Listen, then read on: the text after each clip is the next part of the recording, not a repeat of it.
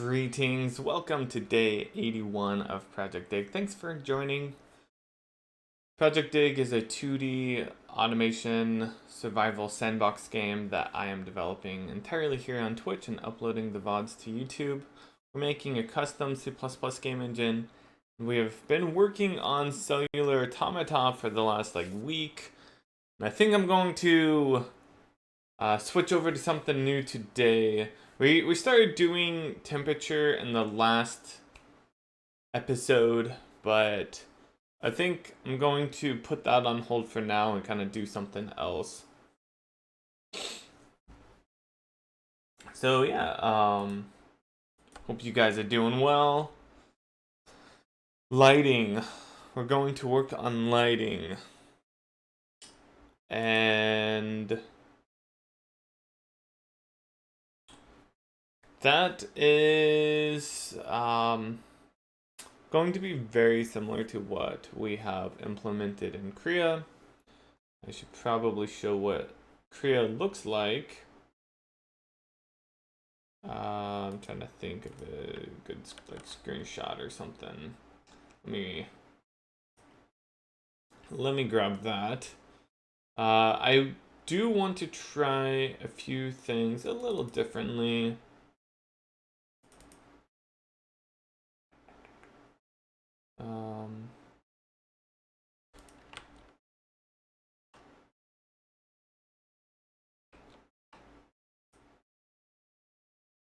Looking for a recent pick. I don't know where I put those. Oh well, it's fine, whatever. Oh,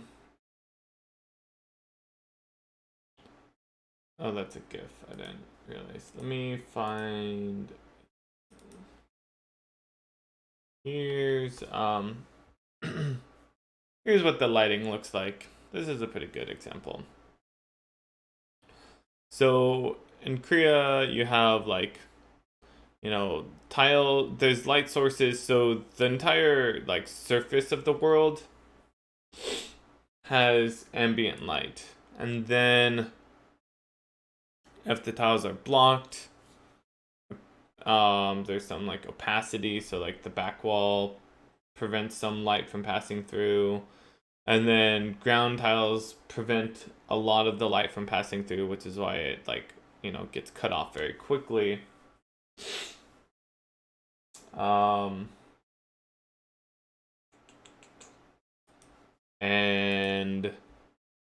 then the characters or monsters, entities can have light sources, and those light sources can have colors, and that's kind of it. The way that it was implemented in Kriya is kind of does a flood fill where a light source will have some value, let's say 120, and then it just checks the neighbors and says hey, what's the value of this neighbor?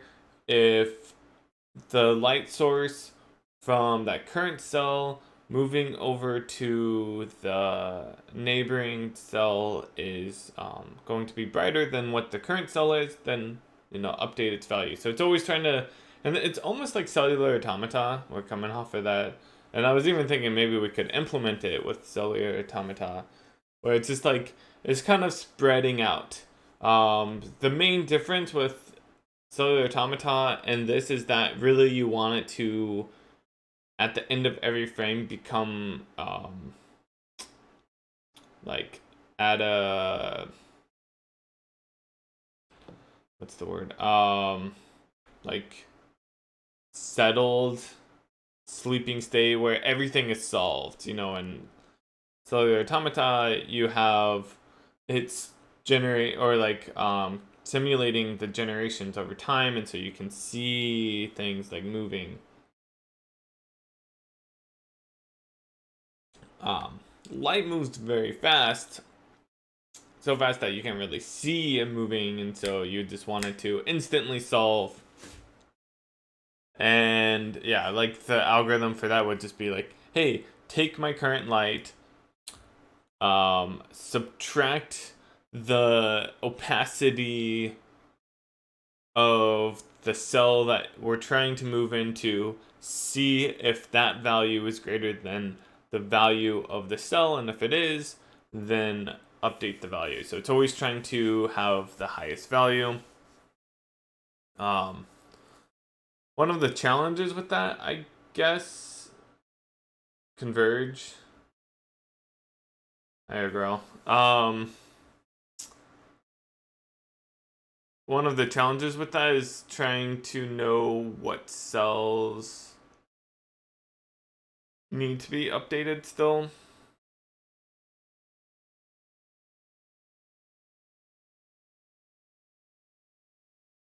How goes the wiki? Any news? They have not gotten back to me, Joker. Yeah.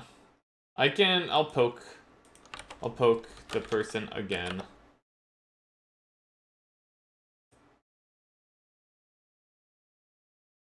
It's funny that you're poking me and then I'm poking them. Hey, do this thing. Yeah, I was actually thinking about poking her a few days ago.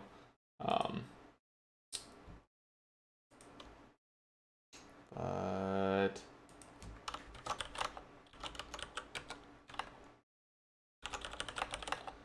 I was just giving her a little bit of time, but I think she's had more than enough now.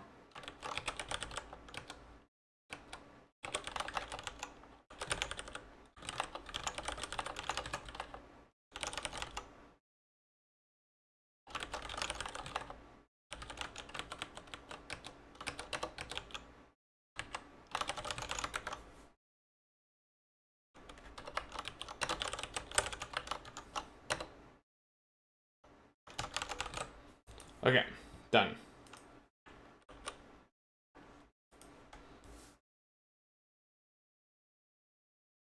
Yeah, it's probably the person, that's responsible. Just forgot, I do that all the time, honestly, where I see an email, I read it, I forget about it. Like, my trick for me is to not read it until I'm ready to address it. Because if I read it and then I don't immediately respond, I 80% of the time just don't respond. I forget. There's other things.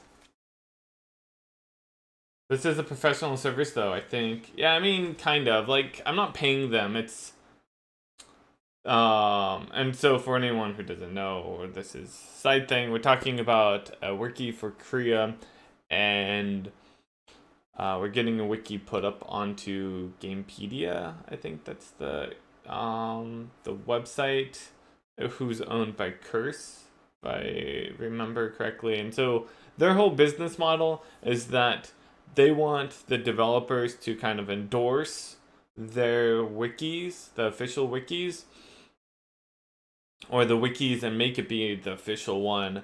And then they have ads, I'm pretty sure. And so they're trying to, their whole thing is, hey, we want people to come, use our website and get avenue from those viewers. But Korea's not that big of a game right now, which means that there's not a ton of people, not a lot of traffic that's going to be coming to the website. So it's maybe it's not super high priority. There's lots of new games coming out, lots of people interested, and those are probably much higher priority. But also, they probably just forgot or something. Anyways, so yeah, coming back to the lighting, I don't think I want to do the whole cellular automata thing. Anyways, it was an interesting idea, but I don't think it actually makes sense. What I did for Korea is, yeah, I just kind of do what I was saying with the whole cellular automata thing, spreading it out, flood fill type of deal until there is no more light to spread. But I think I'm going to change that in this implementation. So there's a few problems with that. One is that it's wasteful because every single time it spreads to a neighbor, it's having to like check all of the other neighbors, and I came up with some solutions to try to make that a little bit better. Um, where if it like spreads to one neighbor, then it won't look at all of the 8 neighbors. It'll only look at like the neighbors that are in the direction that it's spreading, so it won't always go back, but it still is like double or triple checking a lot of the tiles, or cells. And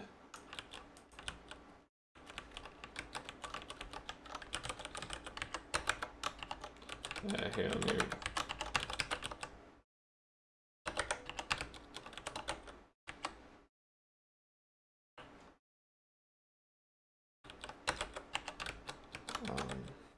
Okay.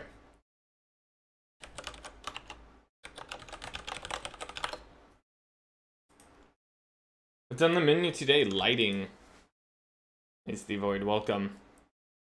Yeah, sorry I didn't stream yesterday. I just was super busy, had a lot of things going on, was kind of tired, woke up early, and yeah, still adjusting to having a new one and taking care of Kaylee in the morning.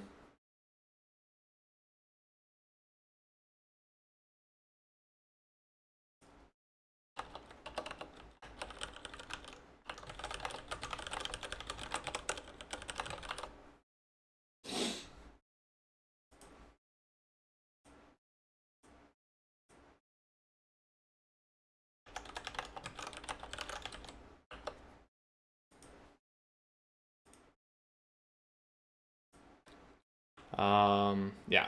So what I was thinking about doing instead, sorry for the distractions, is doing a like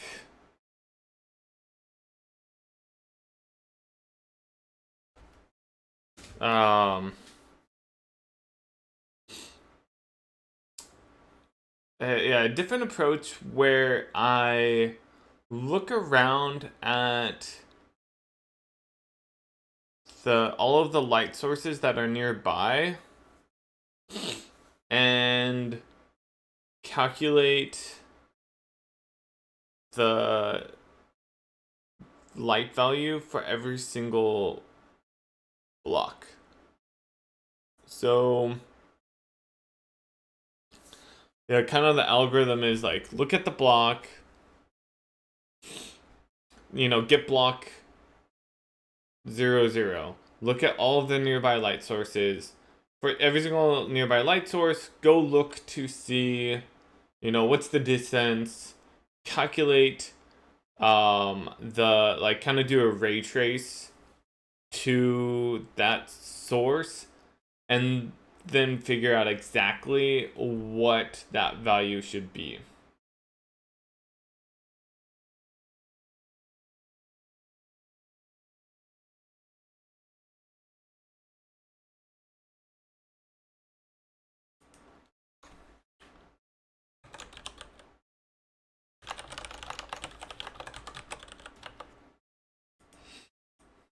Um,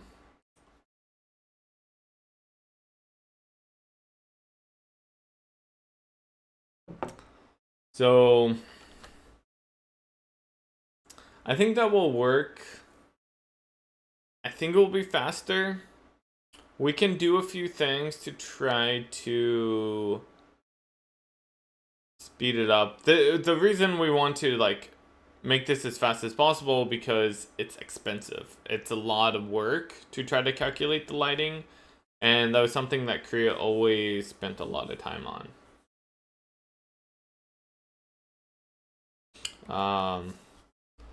So I would like to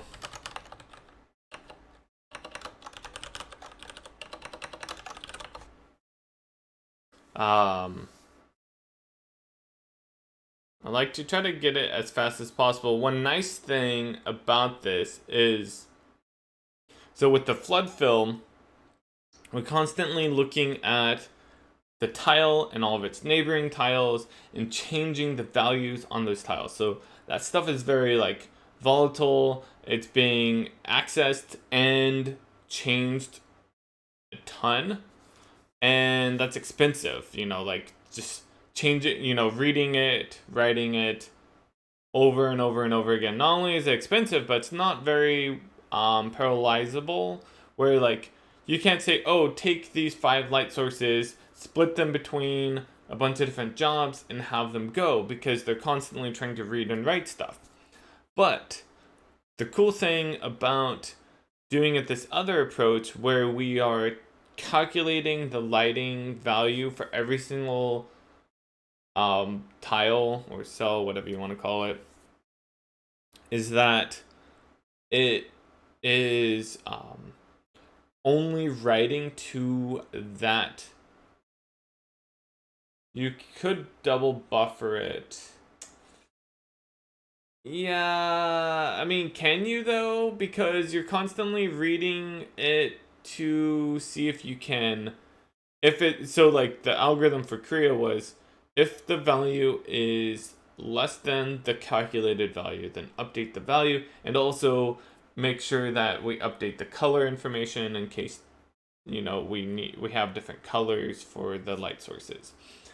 And so it's constantly reading the best value and then updating it, right?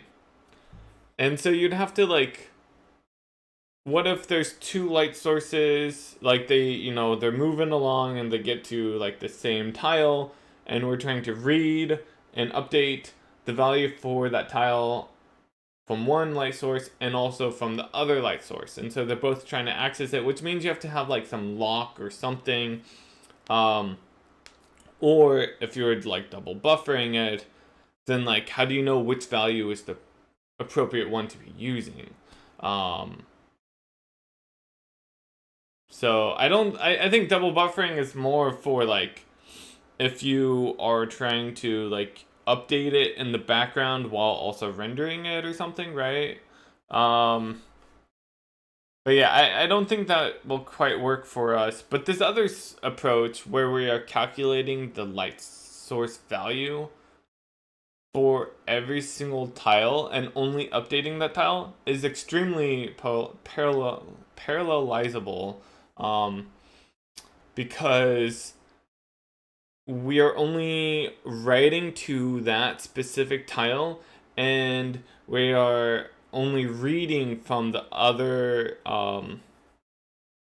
from other data, right? Like, so what we could do is have all of the tiles with like we could update the opacity information on every single tile. Say, okay, this tile has opacity 5, and this one has 20, and this one has 7, or whatever. And then we could just read that information while calculating, do a ray trace, like, here's the line going from the light source to this tile that we're calculating. Get all of the tiles along that path and calculate the value.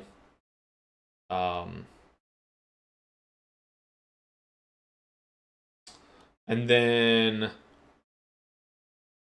at that point, so we're only reading the information from other tiles, and we're only writing to that tile. So we could then say, hey, let's break the world up into like segments, or partition in some way, like maybe not segments. Maybe what would be best is this rows, where we're like, hey, let's calculate the first 5 rows on one thread, another 5 rows on the next thread, and so on, or whatever. Hey, there's a bug in your code. Oh no, I better fix that. Give me 1 second, guys.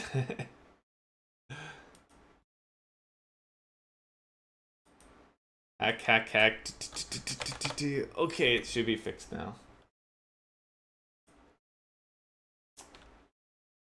Kelly and I just watched Russian Doll on Netflix a few days ago. It's pretty good.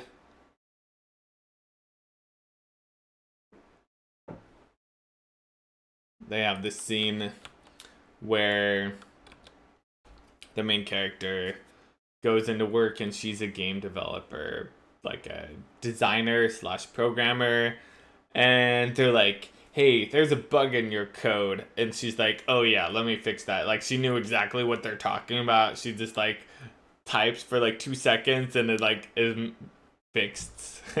I'm like, that's exactly what game dev is. Exactly. Um, so yeah, with this whole lighting thing, what I'm thinking about doing is what I was just saying, trying to parallelize it. I mean, like right now, I'm not gonna worry about that too much, but make it set it up so that we could. And then another thing that's cool about that is we could actually, since this is um a very piece of code that will be parallelizable, it means that we could offload it to the GPU, and it's also very like contained. Same kind of the same with the water simulation, and well, it's not super. I guess that's not true. That's not extremely parallelizable, but you'd have to change some things with it. But this lighting, that solution I was talking about, we could offload it to the GPU. And that could be cool because then we could, speed things up a lot. Well, like, most of the time our game is going to be CPU bound. And so moving anything to the GPU is going to be a win. I mean, yeah, pretty much. We can always do things like trying to have it so like while it's rendering, we are trying to calculate the next frame, and that might be a huge win. And then at that point, offloading stuff to the GPU might not be quite as useful because we are spending, the vast majority of our time trying to, or maybe not the vast, but a large percentage of our time trying to render stuff. And if we have that all on one thread and then have the GPU working on its own thing, then yeah, it might be good and like double buffer it. We'll see. Right now, I'm not like super worried about trying to optimize that type of stuff because I don't know if it's going to be necessary. This isn't that complex of a game. Like, there's a lot of things going on and a lot of like simulations happening. So yeah, it might be helpful, but at the same time, it's like not a super complex game. We don't have a huge 3D world that we're doing a ton of calculations on and having to render huge 3D meshes or whatever. So yeah, one thing I do like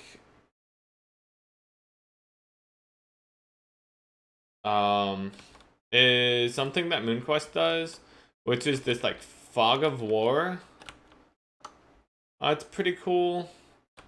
And then maybe that, I don't know about that, maybe. But also having a faster fall off when going through blocks. And so that might be interesting, those two, or one of them. I like those. I think Ben Porter did a great job with the lighting in MoonQuest.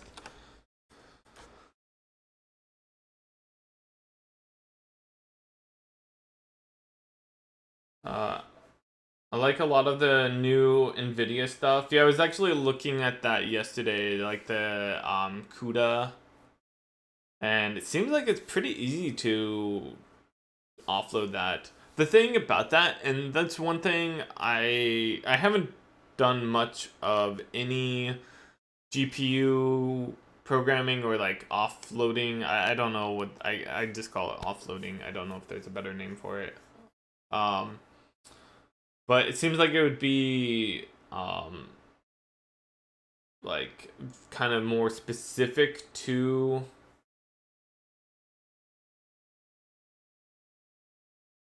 the sorry, like the, what is it called? Distributor? The vendor. The vendor. Like, so NVIDIA or um, Intel or I don't know. I don't even know. What are the various? NVIDIA, ATI. Is ATI NVIDIA? I don't remember. um, so it's like, it might be that you have to have specific implementations based off of the GPU that the game is running on. And that kind of sounds sucky. So, something that I wouldn't want to do unless it was really necessary. ATI is AMD. Okay, yeah. I was forgetting that stuff. I haven't looked at it for a while.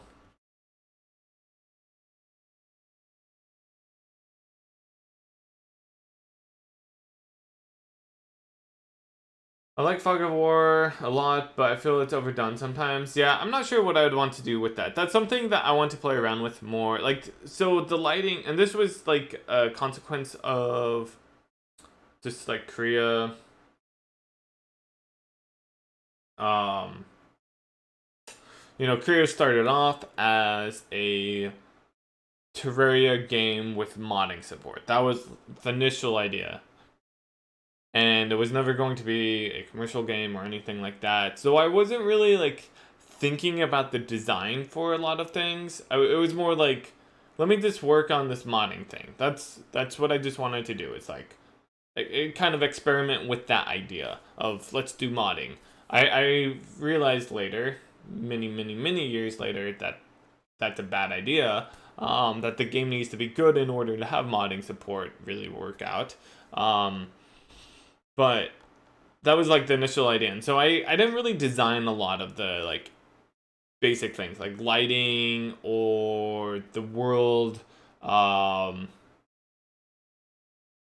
navigation, like how do you navigate a world, um, and there's many other things, and some of that stuff, water simulation or just water in general.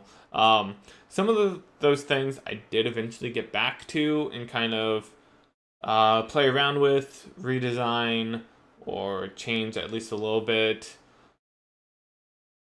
But there were many things, such as the lighting, that went uncontested.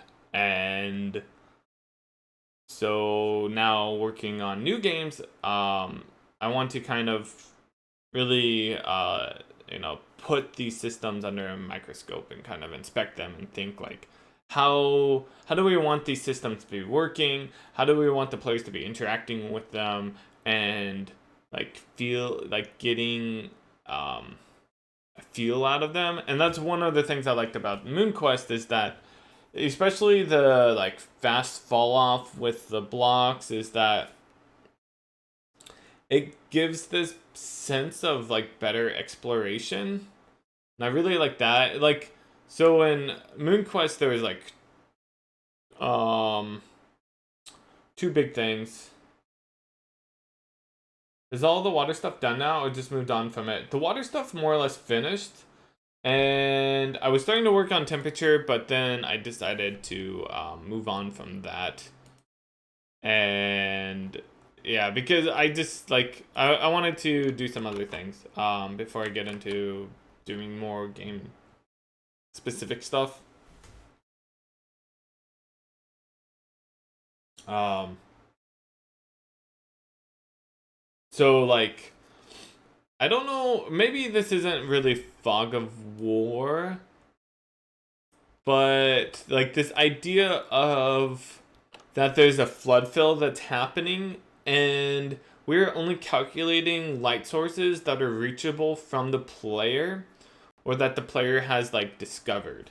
So maybe we can like draw out a little map here and I can show you what I'm talking about.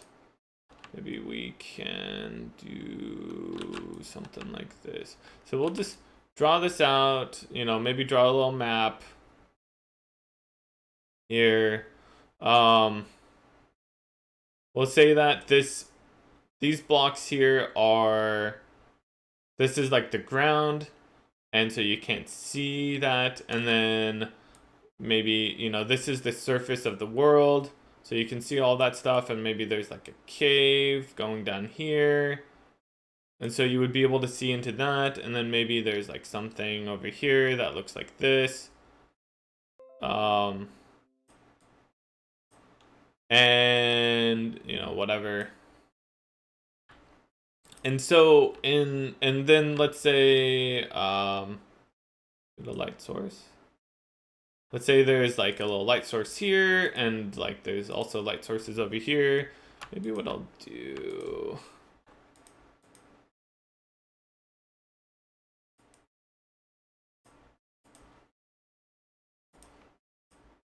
There we go.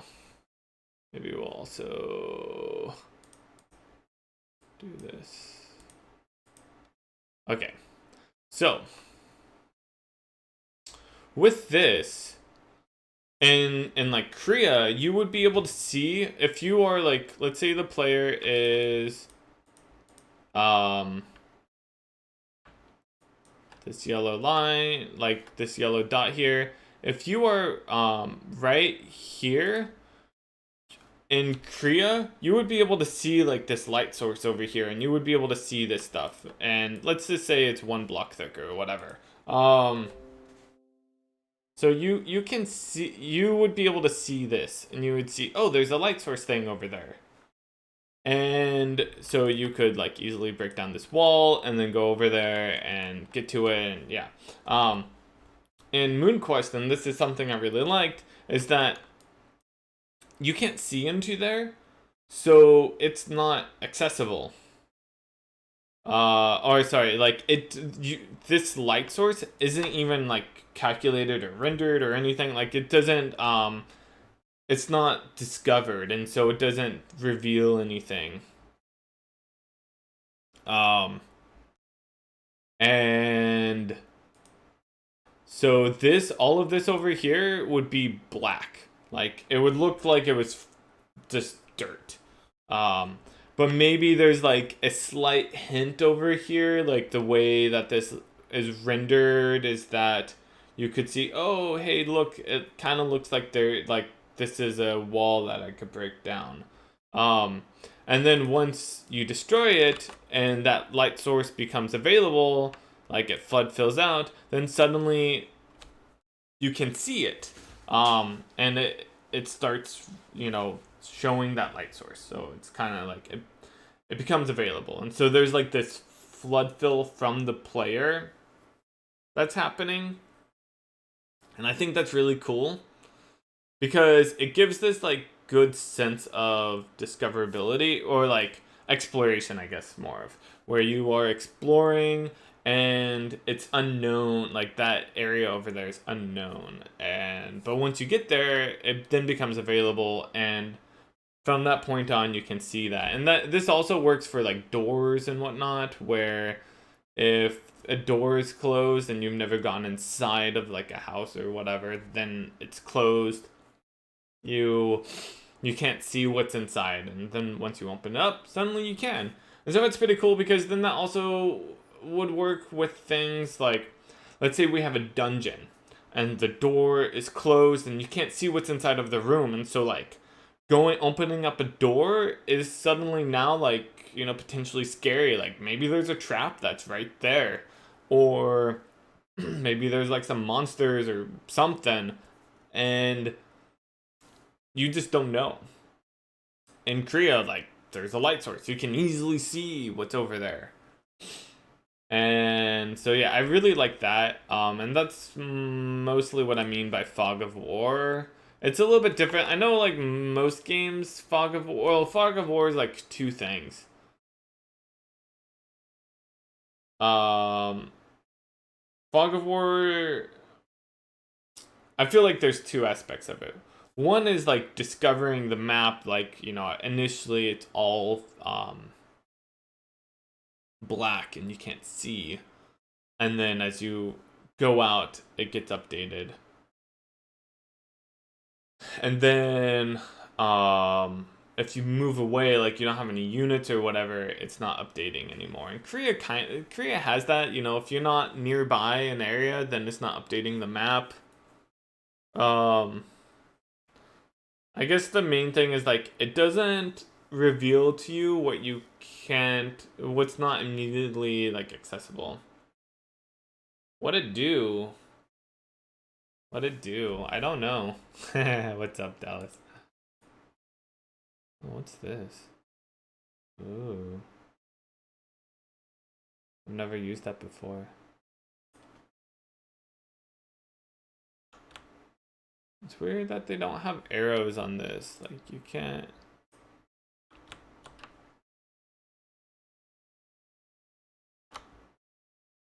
I guess you can do that. Okay, so that's the lighting. So I could see like there's like two things, like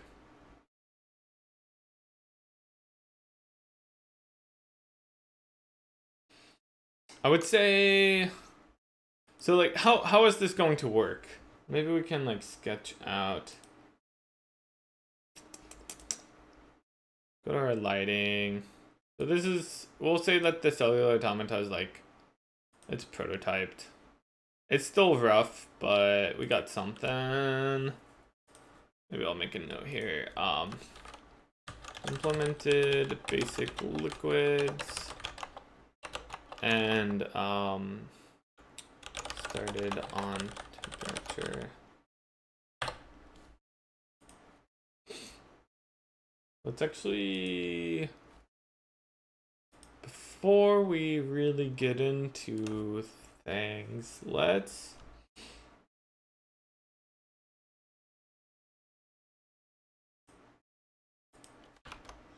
do this. Let's go to game. Comment out this for now. We're going to comment that out. And I'm going to also turn off the temperature system for now. Okay. So if you guys want to see what the water looks like, I can show you now. I'm going to go ahead and push this for the time being. Started temperature simulation. Oh, my computer seems to be kind of laggy.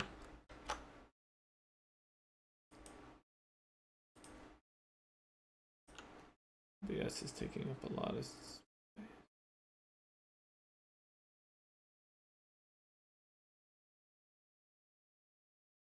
I guess I am compiling, huh?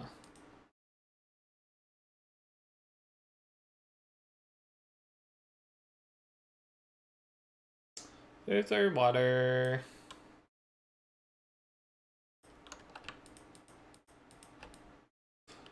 So we have the pressure working and whatnot. Pretty cool.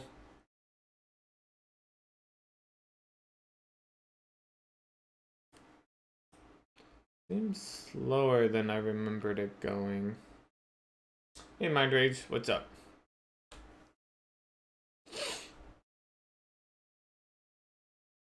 Yo, he's definitely going faster. What's going on with that?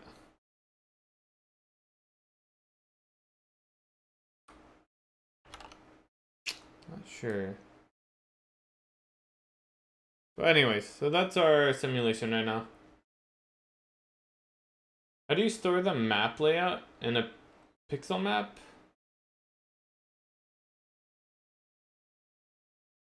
The map layout. It's a flat array. In rows, so it's like the first row is all contiguous, and then it goes to the next row. So this is, you know, like, yeah, it's just in take all the rows and flatten them out. I don't know if that makes sense. So like the end of the first row is followed by the start of the second row, and so on. Hopefully that makes sense.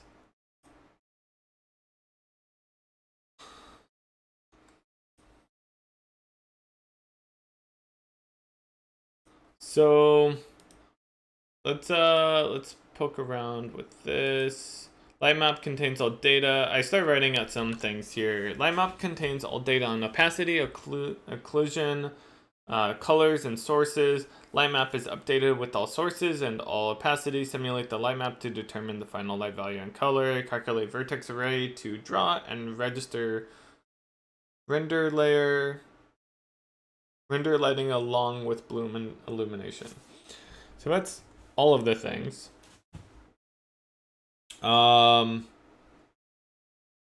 So let's kind of expand on this light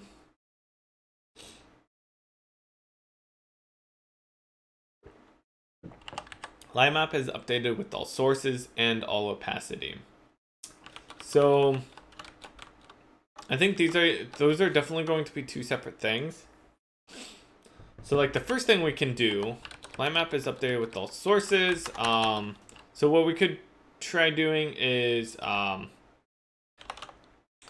sources are found by doing I don't know if I like this, a flood fill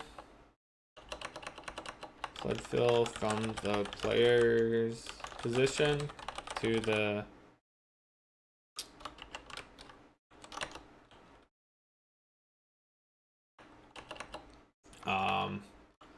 hitting solid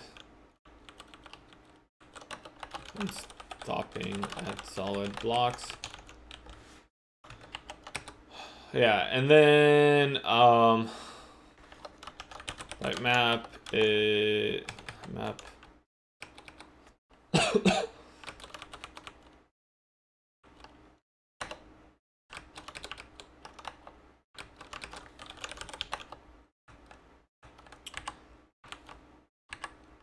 light map opacity is updated by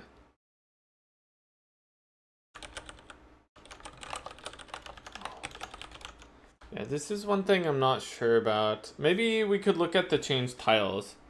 Updated by iterating over all changed blocks. Because we have that.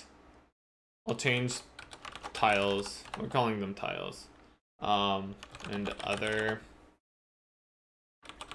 and entities on screen. One thing that's a lot unfortunate is that we don't know. Yeah, actually, now that I think about it, we do this flood fill.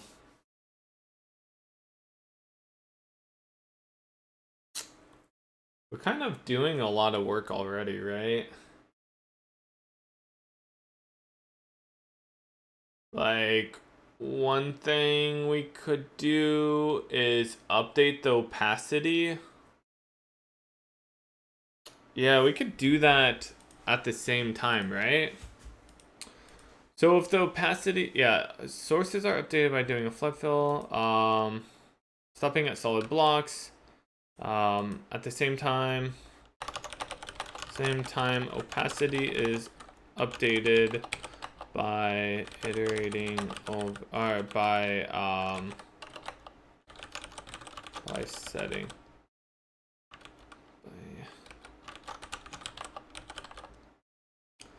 The tile opacity afterwards opacity is additionally updated with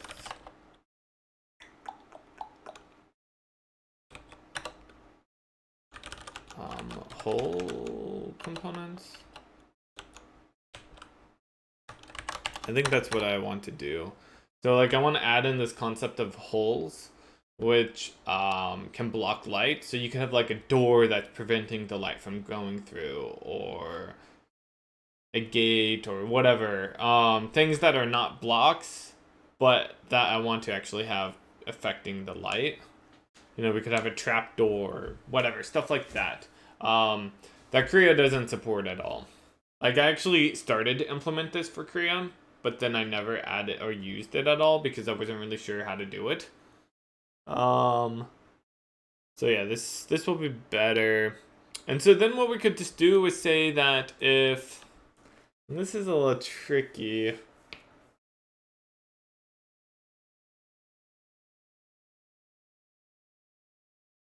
Does this say that if the opacity is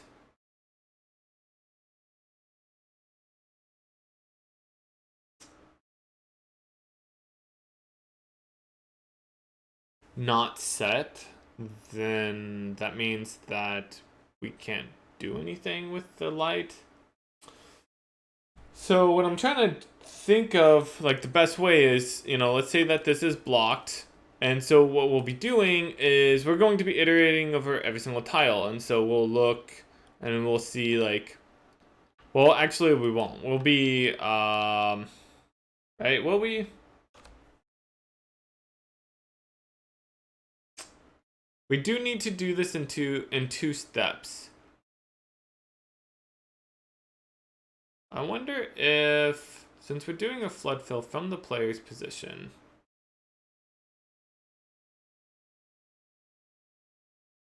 I wonder what's the best way to do this.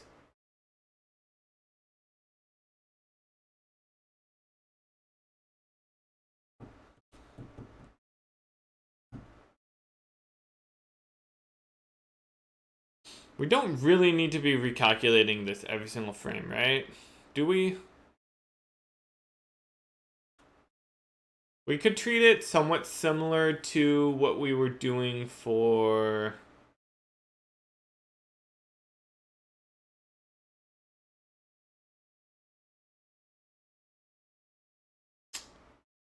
Can we?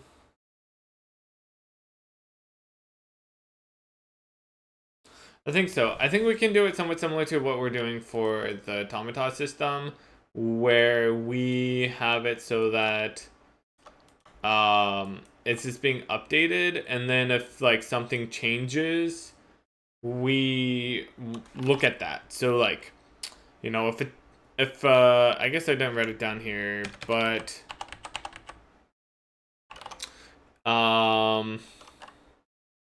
if we can have like a flag, or I don't know, something that just says like, hey, is this tile readable? Maybe we would actually just want it to be separate. There's SOA versus AOS, which is struct of arrays versus array of structs. And maybe what we'd want in this case is almost something more like a array of structs. Struct of arrays. And so this could be something completely separate. Maybe. It's just a way to like lay out data differently. And so we could have an array of like bools, which is, hey, is this tile available or not? And so we could quickly get access to that, and we would have like one system that just goes through and updates all of that, right? So it'd say like, hey, look at all of the tiles. Are there any tiles that have changed? And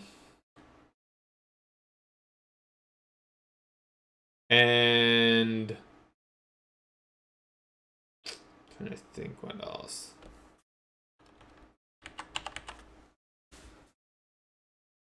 Are there any tiles that changed?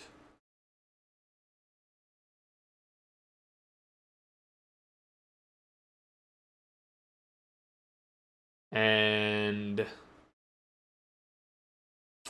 then also we need to look at like the holes and see if there's like any entities that change that frame as well.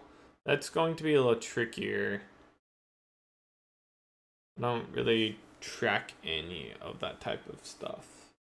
Yeah, that'll be harder to do. I'm not sure how we want to do that yet. But if we were doing that, then we could just have this be saved. We wouldn't have to like do a flood fill every single time. I don't know. Like that might, it's always memory versus CPU. Like, how much memory are we actually saving here? So, you know, if what we would do is something like this. So, like, if we take, let's do this. Let's first just round this off. We'll go there, and then what we'll do is we'll kind of clean that off. Okay, so this is our map, and now what we'll do is we'll just copy this and make a new layer.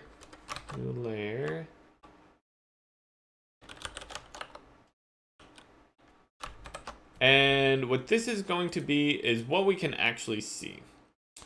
And so it's going to look probably like this.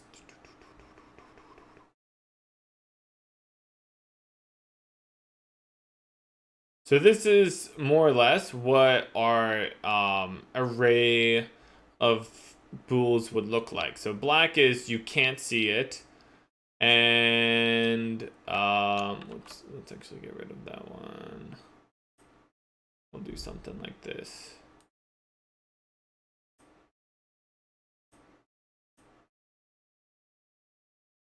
Black is you can't see it, and everything else is you can see it, right? You're going to load this into your array. It might be outside of the array, right? So this is what it could look like. We can set it at like, let's say 70%. Maybe let's make it a little darker. There we go. That's pretty good. So this is what you can like you can see. Is just whatever's not dark. But then as soon as you break down this wall, whoops. You break down this wall. Why is that not? Must have drawn on this.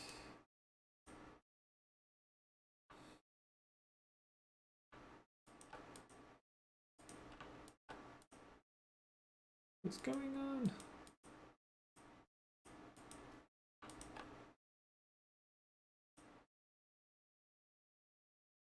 It's not active. What am I doing? I don't know what's... Okay, there we go. I apparently was not... I didn't draw on the right one. I think that's my problem.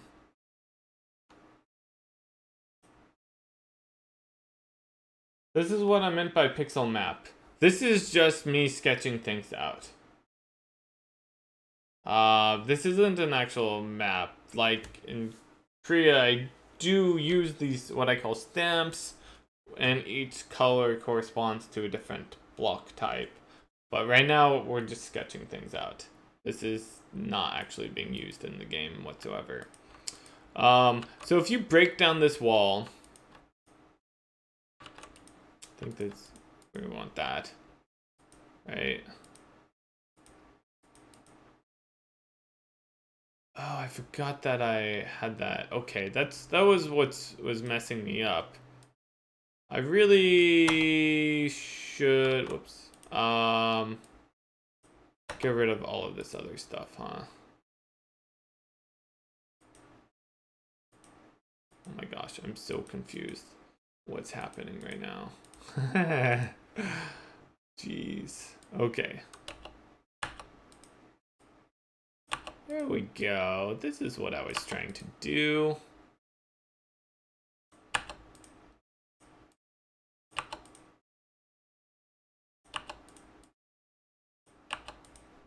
Okay.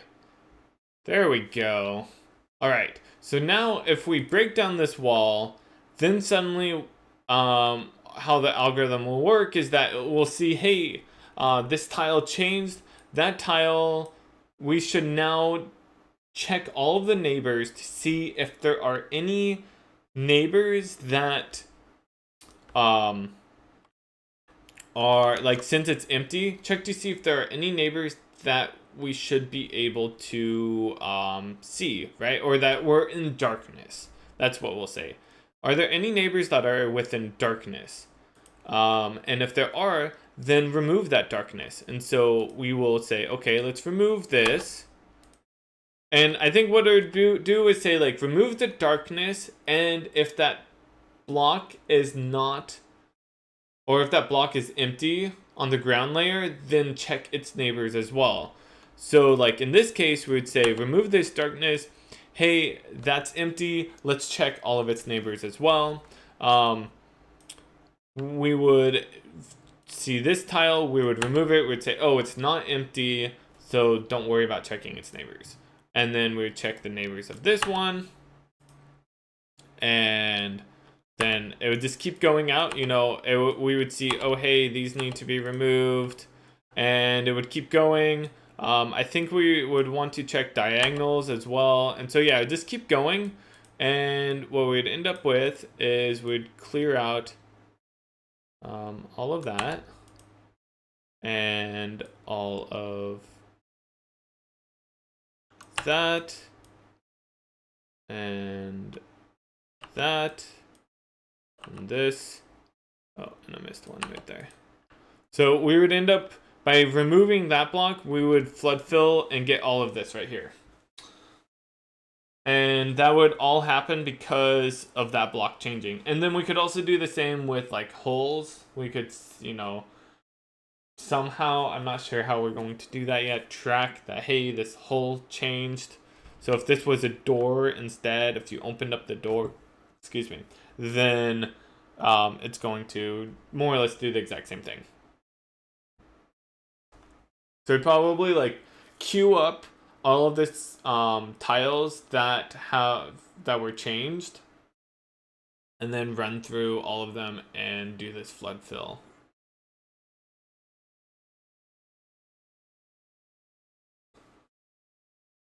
And yeah, I think that will be good. And then whenever we're looking at light sources, what we would just do is say, hey, if this light source is in a place that is not in darkness, then let's factor that into all of the possible light sources that we want to be getting light from. I think that makes sense.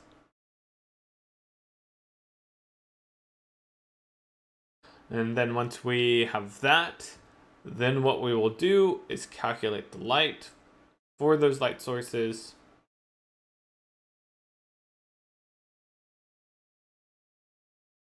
So we're just like, yeah, I think what we do is get all of the light sources that are nearby. We could have some like spatial map for that.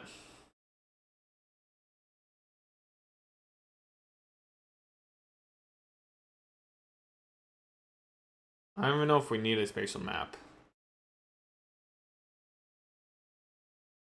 Maybe we don't. We just iterate through all the light sources. That's one thing that kind of sucks about this current implementation, is that like that's completely throwaway. I guess we could store it. That's true. We really wanted to. The tricky thing about storing that type of stuff, like the spatial hash, is that then you have to track the movement for things, and that's expensive by itself. It can be expensive, and it's also kind of complicated.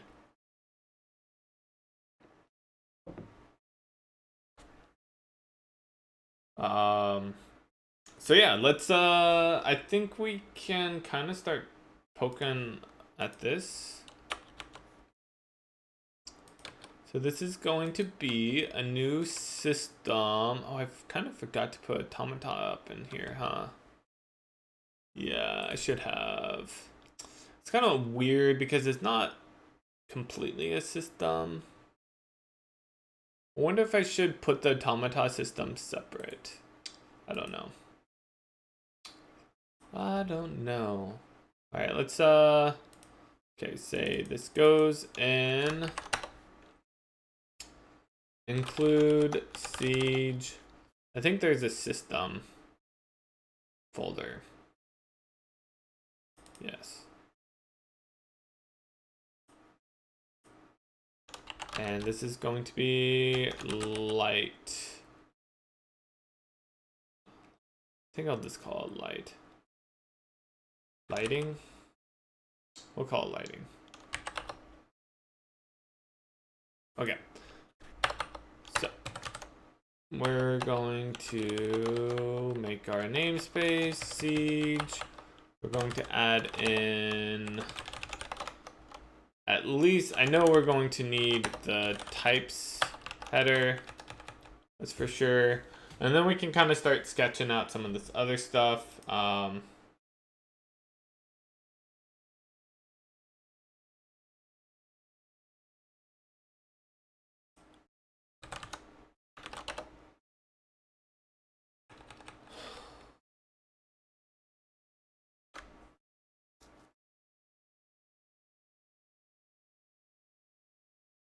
Yeah, so what do we want? I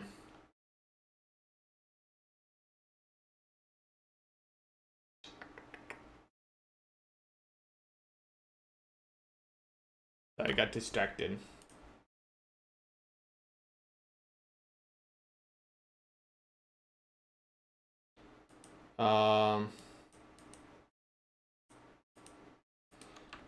Apparently the Korea Wiki's up. Yay.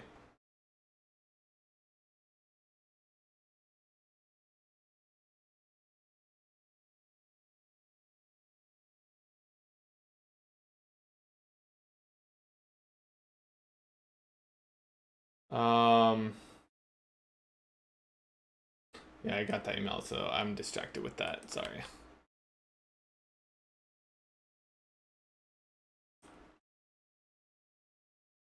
Hey, Lizarden, what's up? Yeah, so it obviously needs a lot of work because we're more or less starting from ground zero. Wonder what claiming the wiki does. I have to log in. Yeah. Korea Wiki. I think they did their own work for that.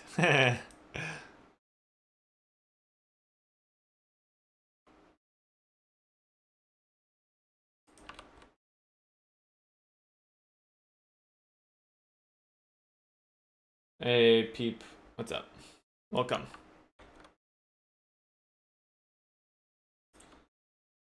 Person asked if there's any pages that I feel are worth saving. I'm gonna say no. Like, not really. Not really. Sorry for the distraction, guys. I'll get back to this in just a moment. Promise.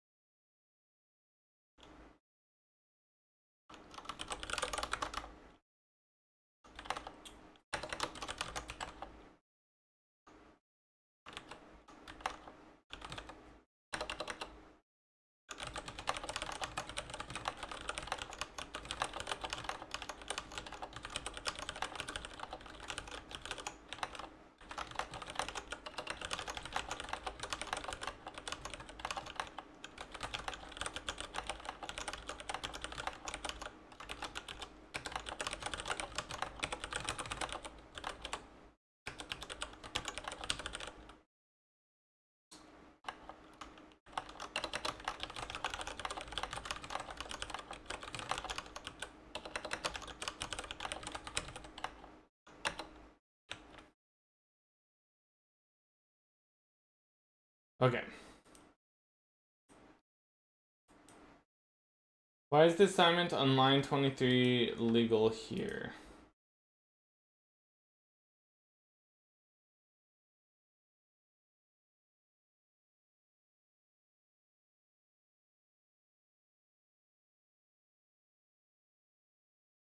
Okay, I come from Java. Why is it legal here? It's because what happens is that you have a constructor.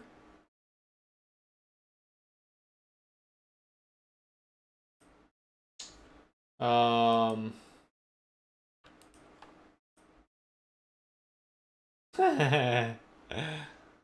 I think that the person is working on it.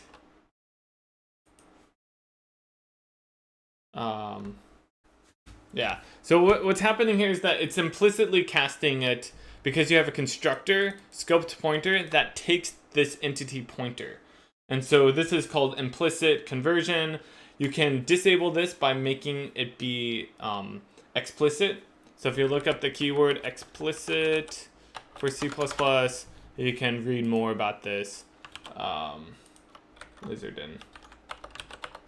So yeah, it's called implicit conversion or construction. What is it called? Implicit conversion. Yeah. So that's why it's legal. So yeah, you can, if you don't want that to be the case, like I said, you can just make it be explicit, the constructor. But also, this is wrong. You want to use the I don't even know what that's called. The tilde, right? Yeah, tilde. Not exclamation mark. I don't know. I don't know if that is a thing even.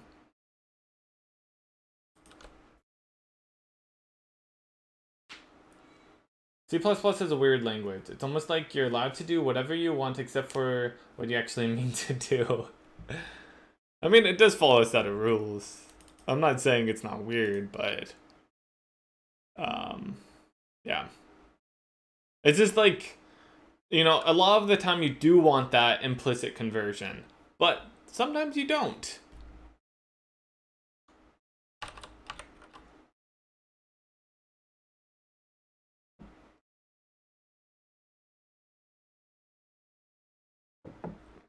Do you know what they're using to populate the wiki?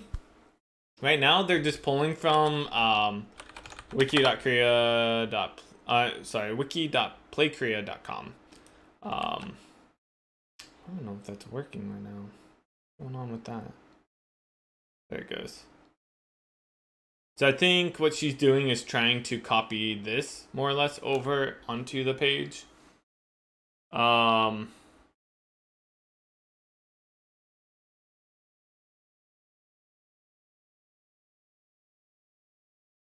Yeah.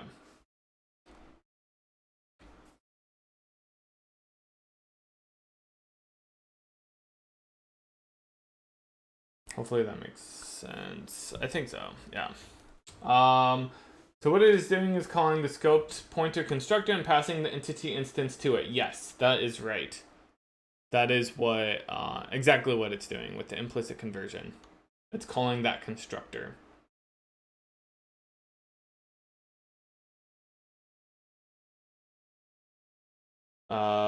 I'm afraid to touch it. Yeah. She'll probably be done soon. I don't know exactly when, but and you could probably make sub pages. I'm sure that'd be fine. I'll post it on the Discord in a bit and let people know. Hey, go update this. It'd be awesome. Let's make it be a thing. How is Korea doing? It's good.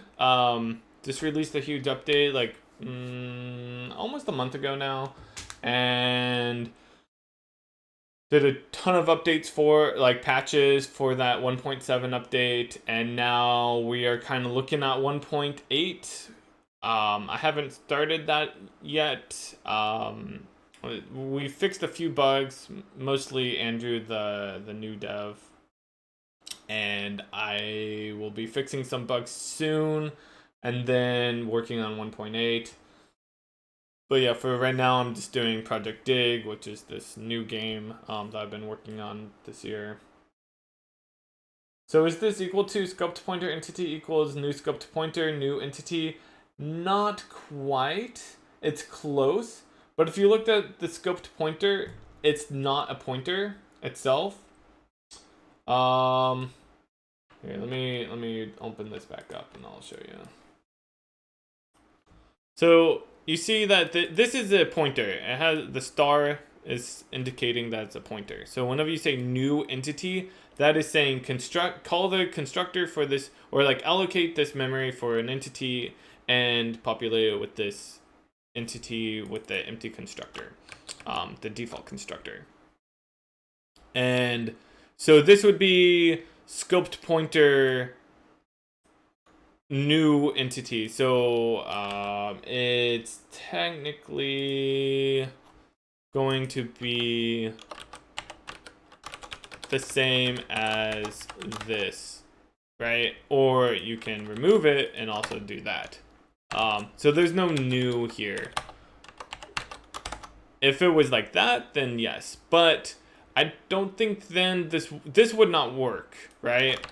Like you could not say this would not work because you're trying to say, hey, I want this scoped pointer to be populated, and it would not know how to do that. Like you would, if you had scoped pointer be derived from the entity, then of course it would work, but that would be weird. Yeah.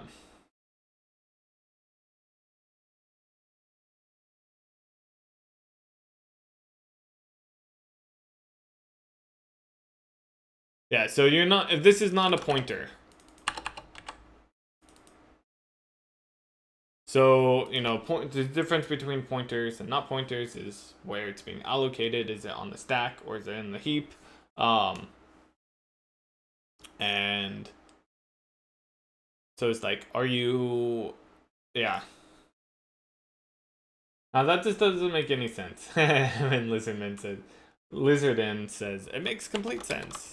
Yeah, I would recommend going and reading about pointers. I think that's probably the confusing thing about that.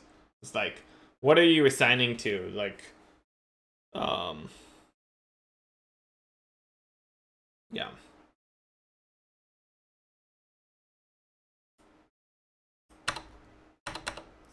This is why I typically recommend people not learning C++ first, because there are more gotchas like this. You know, if you look at something like C# or Java or Python, whatever, you don't have to worry about that type of thing. You don't have to worry about pointers, and then also a lot of those languages you don't even need to worry about the type, because, well, it's like not strongly typed. It's loosely typed, and so you can just say var entity equals entity, and it will figure out like, oh, that var is actually supposed to be an entity type or whatever.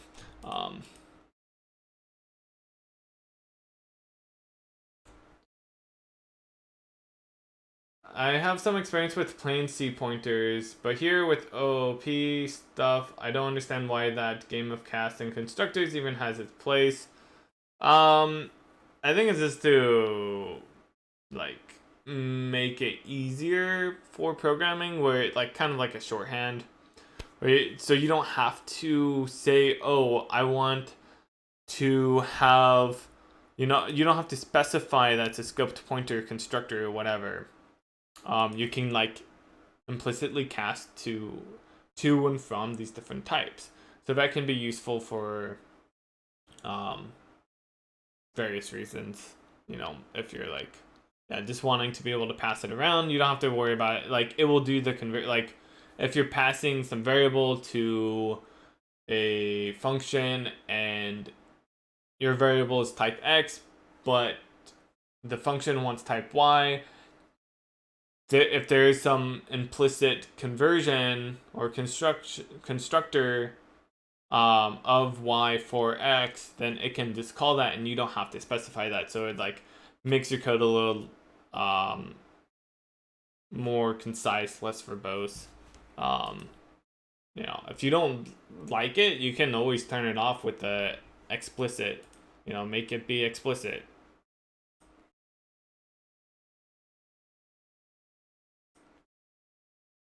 Yeah, I don't know.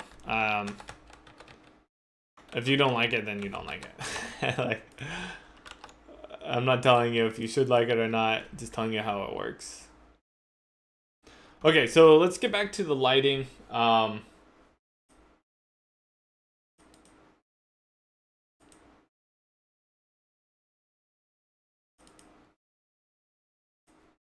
So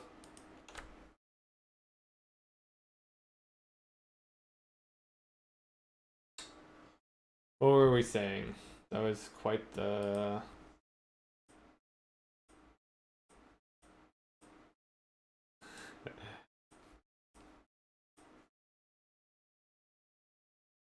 saying that... Yeah, so what we really want to look at is our light map, right? Light map. And how do we want that to be laid out? Why is my computer so slow right now? I feel like it's just dying. Give me 1 second.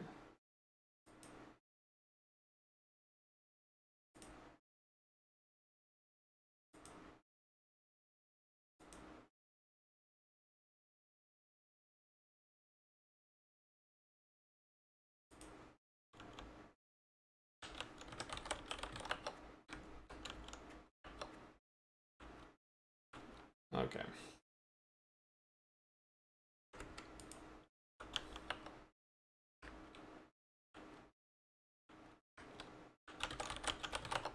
I think this will help. Anything else I can do?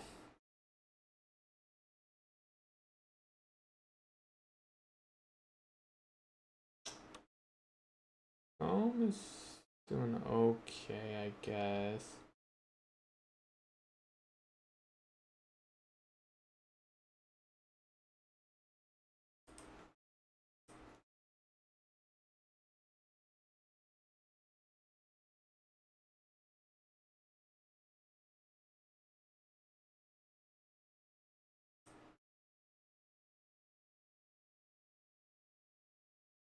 Okay, that helped. Yeah, you can see my CPU. It was struggling there. All right. So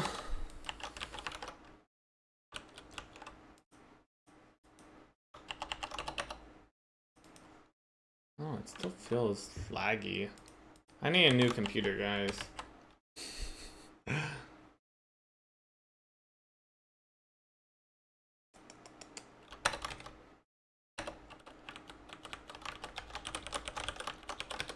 So what we might do is something kind of like this.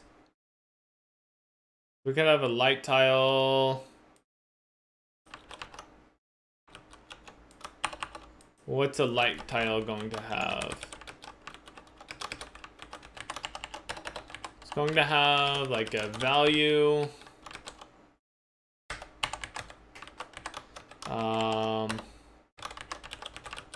Perhaps like opacity. One thing I was talking about doing, we could make it so that this is separate.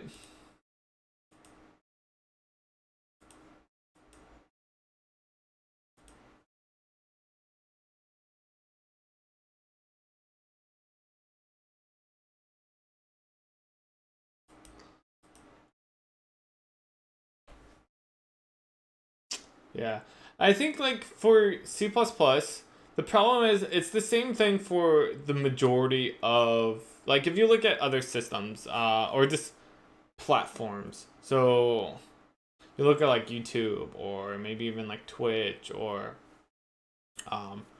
Facebook or whatever, like these like first generation platforms or languages, whatever, they're implemented, they're there to solve some fundamental problem. And then, like connecting with friends or streaming stuff, programming software, And then over time, we get a better understanding of the problems and how to solve them, and also the problems evolve over time. And what happens is that in order to try to solve those problems, we just keep tacking on these various features. And so it might start simple and elegant, but things change and it ends up becoming this amalgamation of, features that weren't really considered in the initial design, and it's just is a huge mess. And it's still better than most other options because it has a lot of features and everything, but there's a lot of like cruft there as well. And so I think that's like one of the main problems with something like C++ is that there's just a lot of junk tacked on, and the only real way to solve this is to just start from scratch and say, okay, we have a better understanding of this problem. Let's come up with the actual like good solution for it. And some people might actually have a good solution, or other people think that they know what the problem is, but they actually don't, or whatever. Or maybe there's so many problems that you can't really address all of them possibly, and so you have to kind of choose which battles you're going to fight. I know that's like John Blow's entire thing with Jai is that he's trying to solve problems specifically from the standpoint of a game developer. Like, let's make a game language or a programming language that is focused on developing games. So yeah, it's just something that you just gotta accept. I don't know. Some people think like Rust is good. Other people think it's not so great. It really depends on what you're trying to do, probably.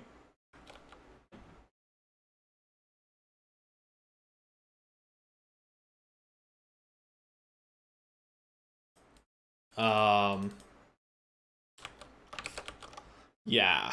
Anyways, so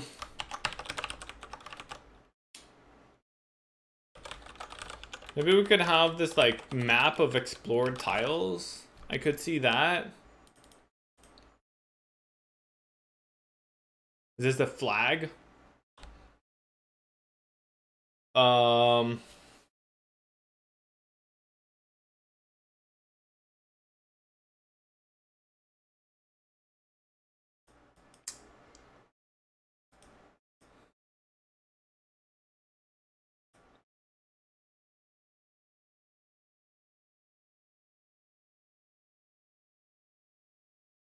One thing that sucks about this is that it's large, right? I mean, bools I think are typically treated as like an entire byte. Maybe we would want a bit field.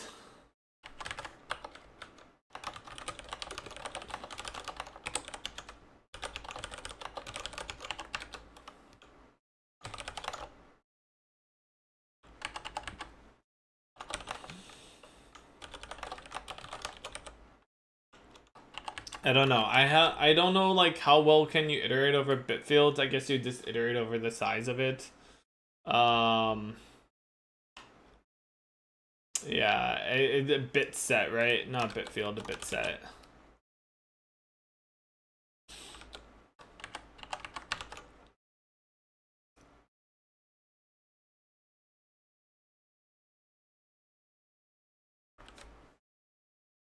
The question is, do we actually want to get this information? Yeah, it depends on how we want our data to be laid out. Like, the easiest way is probably to do this.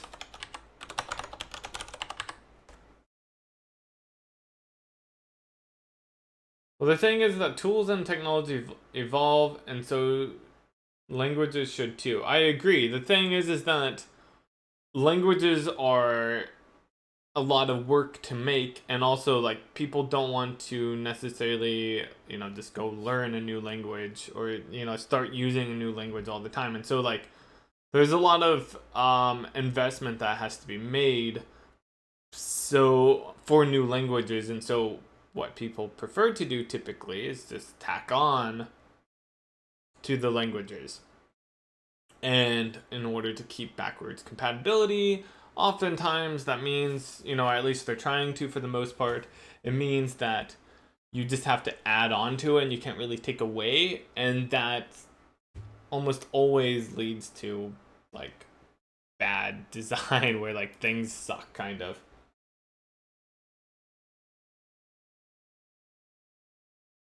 So we're going to get you a new computer eventually. Yes. I'm kind of thinking maybe in like a month or so we can I'll actually go through and plan out exactly what I want, or at least like have a few parts that I might want to get, or like a few possibilities for each part. So it's like here are like 3 different CPUs I'm interested in, or motherboards. And then Black Friday I can actually buy the parts.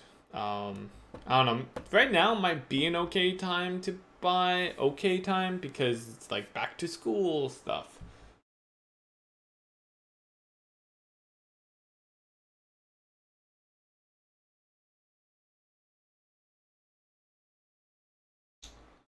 If you don't build it, I recommend Puget Systems.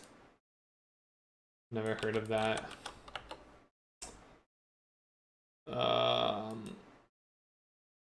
Yeah, I mean, I would almost certainly build it myself. That's what I've done with every computer I've ever had.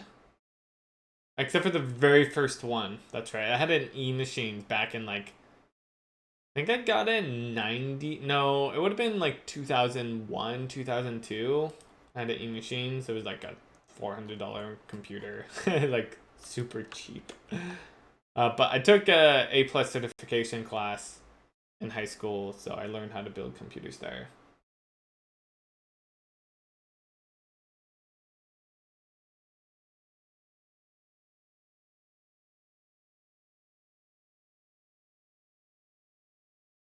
Nice. That's cool. Yeah, I just always build it myself. It's fun. And then what I was thinking of doing is we could do it. We can make it a stream thing where we could actually buy all the parts, like pick out the parts, buy them, and then whenever I get it, we can unbox it and build the computer on stream. That'd be kind of cool. It'd be different, but I think most people would enjoy that. So yeah, we've talked about it in the past before. I just I'm kind of waiting. Like I almost did it in June when my computer died for a little bit. I just rebuilt mine. Nice, yeah. I've had this computer for like 7 years now, so just spent just under 2,000 on it. Dang, that's a nice computer. Yeah. I don't know if I'm gonna spend that much. Um, I don't know. We'll see. I'm looking. I am looking. I'd like to try to not spend too much because, I don't have a ton of money right now, but nice. I usually spend somewhere between, I would say 900. No, it's more like 800 to $1,000 on my computers. Probably going to spend a little bit more now because I have I can justify it more. Like, in the past it was just it was really just a gaming computer, and then I bought this computer. I built it right after the Korea Kickstarter. I was like, oh, I should get a new computer because I think I'm going to be working on it.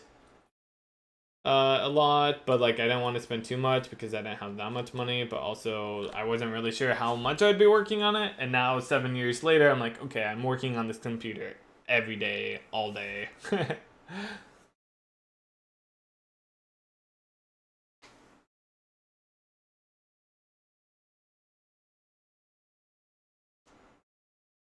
Why are you using int32t instead of just int?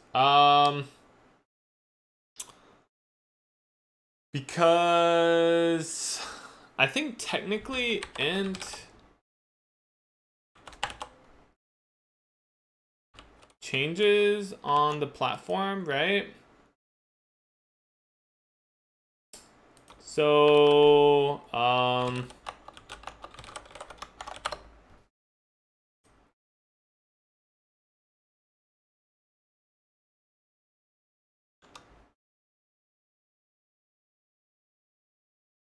yeah, int changes depending on not the platform.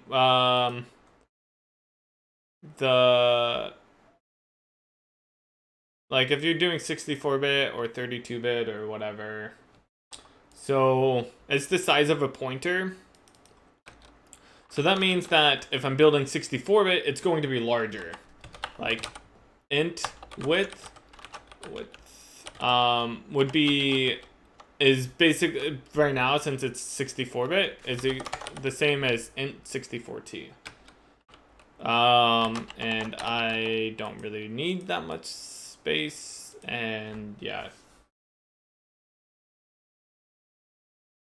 So you explicitly want 32-bit integers? Yes. Yeah, I just always specify the type, always. I mean, the only times you wouldn't if you're like wanting to store a pointer inside of it or something. I don't know. Like, I just always specify it. Maybe it's wrong of me. Just because I do it doesn't mean you should. I'm not saying it's right at all. Okay, we are not making much progress here, huh? It's okay.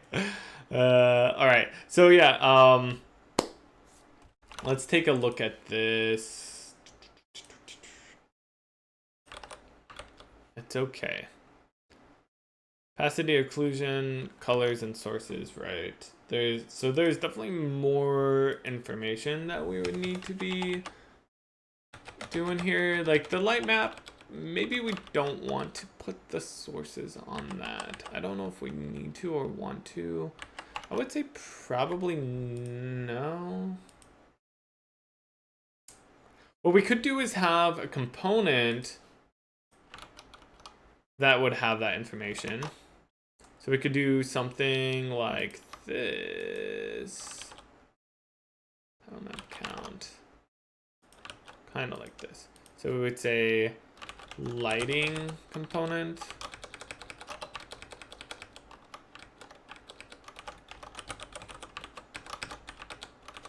So, and then this would contain our light map. But maybe also we would want to put all of our sources on here. Like we could have a vector, which is, you know, I don't know what we want. Like maybe it's just a struct light source. And what's the light source? It's going to be something along the lines of like a tile vector, position, and a color, and oh,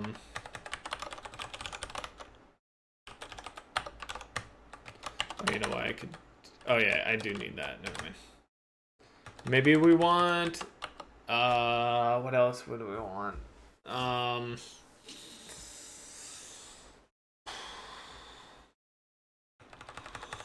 So we would say this is like our light source.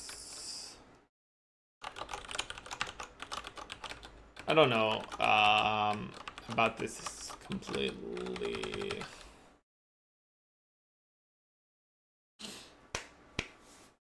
Maybe a value for like the brightness as well as what's the other one? Brightness and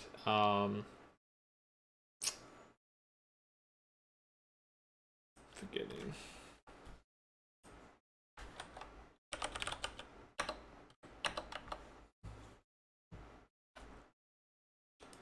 Intensity? I guess that's it. Intensity.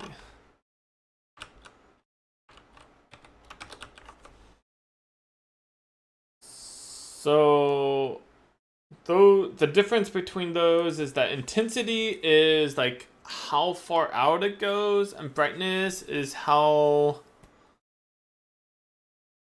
strong it is. I don't know. It's kind of a weird way to distinguish it. I don't know if it makes complete sense, but that's what I did for Korea. So yeah, we could do something like this. Go here. Say, oh, this is our lighting.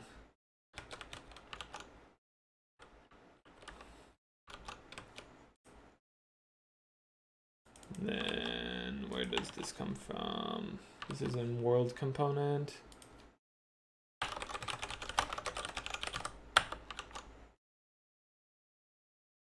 Okay, so makes sense.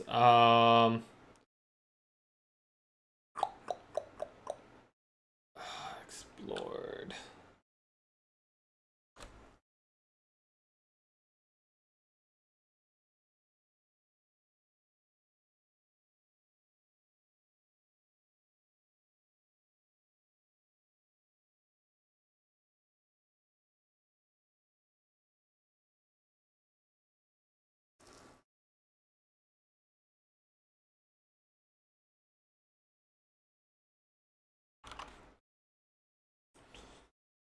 Opacity value.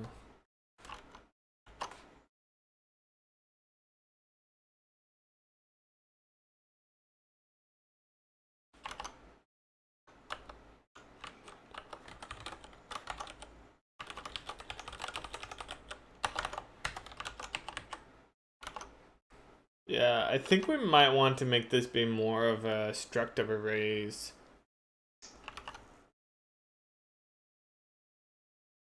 Probably.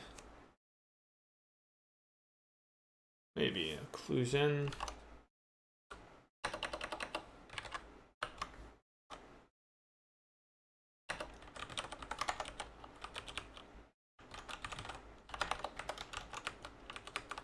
I don't know if we're going to do that. That's basically for it's. I don't even know how visible it is. I might get rid of it. Do we have that screenshot still? No. Let me open that back up.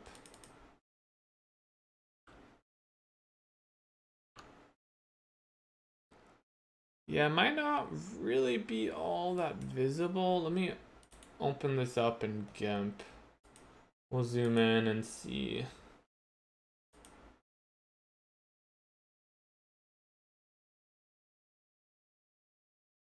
Hey, Jeremiah. Do I ever do playthroughs? Are you talking about Korea specifically or games in general? So yeah, with how it's blending, I guess maybe you might be able to see it here. Basically, what it would do is it would make it so that it's darker. Yeah, I don't really think that we do it so much anymore. In general, I have some, but not too often. Like, I did play some Dark Souls 3 a few months ago on here. I didn't do the entire playthrough, but I did do some. I've been really wanting to play some JRPGs on the channel, but I just haven't gotten to doing that. So wondering about Star Wars Knights of the Old Republic. I never played that. Oh yeah, is anyone playing? Speaking of old MMOs, I think that's an MMO, right? WoW Classic came out yesterday. Ooh. Was it yesterday? Maybe it was 2 days ago now. Yeah, it was 2 days ago. Anyone playing that? But yeah, so what occlusion was doing is that it would look to see if there's any tiles that are nearby that are solid blocks, and if it is, then it would make it so that this was a little bit darker. Single player RPG. Okay.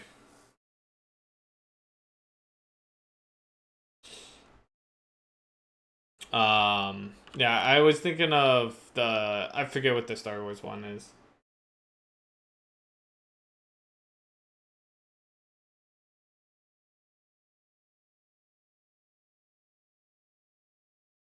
Yeah, I've never really been into Star Wars that much. Like, I didn't even watch all of the original Star Wars series, movies until like maybe 5 years ago, 6 years ago. And I've like not even watched any of the newer stuff. You've got to try it. It's the best Western RPG I've ever played. Yeah. I mean, I believe that, but I just don't play Western RPGs. I've never played any Fallout games. I've never played any Elder Scroll games. Besides, like, a tiny bit of, like, whenever I say tiny bit, I mean less than an hour of Morrowind back when I was, like, 15 or 16. I just don't play those games. I don't know. I was a JRPG person before they were called JRPGs. Like Final Fantasy 6, Final Fantasy 7, Final Fantasy Tactics, Chrono Cross, Chrono Trigger, etc. And so those were the RPGs that I would always play. But yeah, anyways, the occlusion, like, that's what it would do. I don't know. I think I might get rid of it for right now. We'll see if we actually care about that. Occlusion. Yeah, we'll scrap that. I think with the whole blending thing, it's not even noticeable anymore. Because now we just do, with the shader, it does a smooth blend. Where it's like, it basically takes the 4 points and blends between those. And so it's like, it's maybe very, very slightly noticeable. Whereas like the original idea is that it would kind of have more of a shadow here, so it'd be something, oops, not like that. Like this, where you would see this like little darkness on the like, so it'd look almost like there's a shadow, and that's cool. And maybe we could just do something else for that, like maybe whenever we are rendering it, like we could render the ground in a different way. I don't know, like maybe just explode it out or something. I don't know. I mean, there might be some like good solution for that.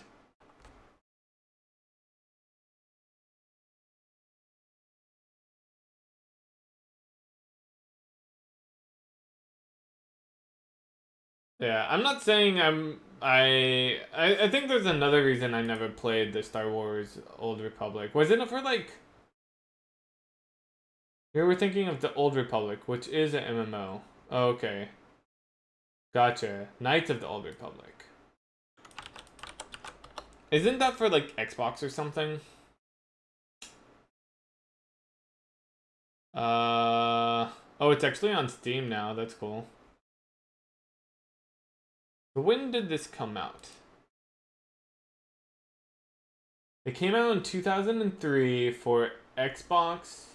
Yeah, that was the thing, is that I didn't own an Xbox, so I never played. I didn't own an Xbox or a PS2. So I kind of missed out on that whole like generation of games, because that was right when I was going to college. And so I didn't. I know I'm old. I didn't play like any of those games. That was also right when I started playing like Final Fantasy 11, and that like completely ruined me for games forever. Where like I didn't play any other games for probably like 4 or 5 years for the most part.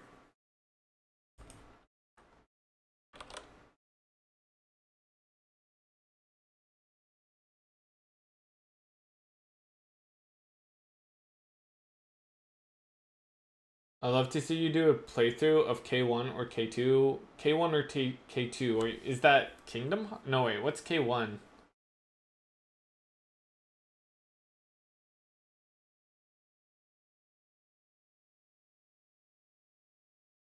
Yeah, I just looked. It came out in 2003.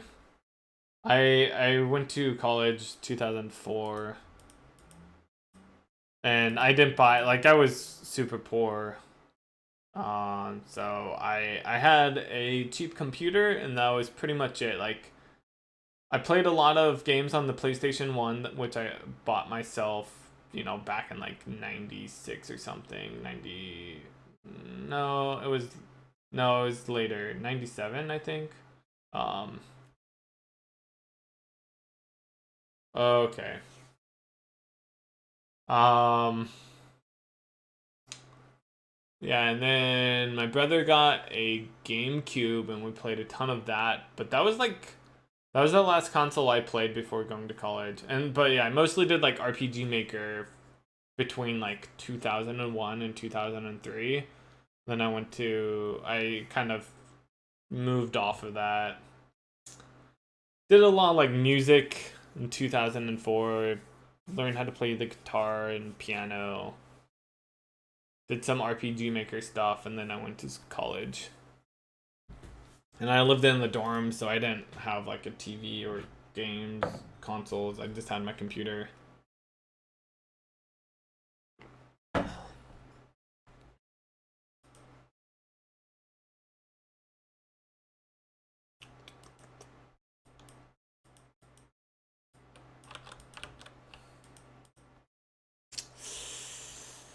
I'm just thinking about this.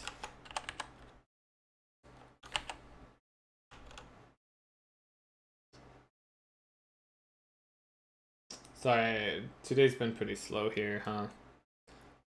Okay.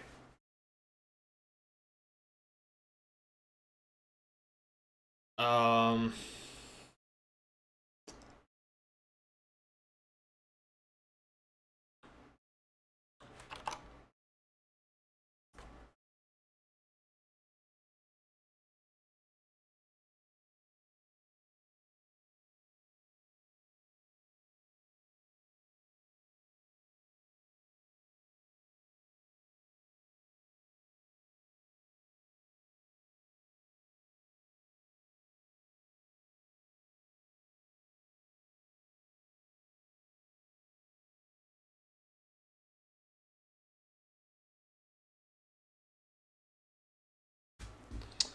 I'm just thinking about this. Yeah, there's so many games that I would like to play. It's silly. I have like a backlog of over 100 games, probably like 200 games. I'll just never get to them. I have to pick and choose.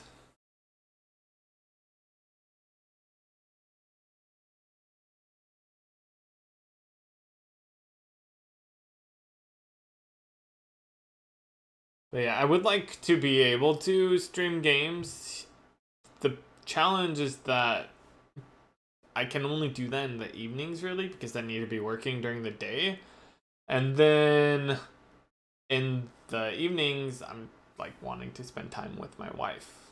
And, um, like, it's basically wake up, take care of my daughter for a while, work, go to the gym, make dinner, spend some time with the family, um, and then put the kids to sleep now, and then uh, try to spend. Usually, I mean, depends on if my wife needs to work or not, but if she doesn't, then we'll like watch a TV show or something together, and then we go to bed. And that's my day every day, pretty much. So it's like there's not much room to fit in there for like playing games.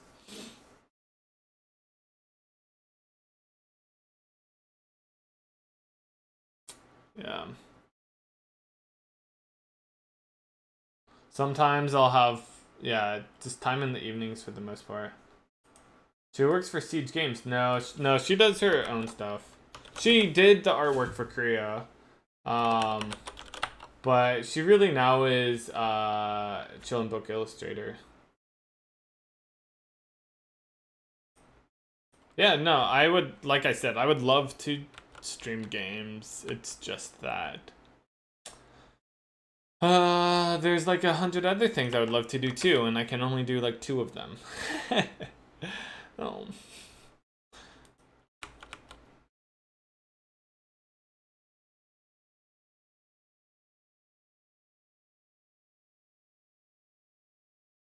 iPhone and Android? Nah, I don't play mobile games. Okay, so let's see here. Flood fill from the player's position. So do we really want to try to do this? Maybe we should try to do like a simple solution for right now. And then we can like try to optimize it later. That's probably what we should do. Let's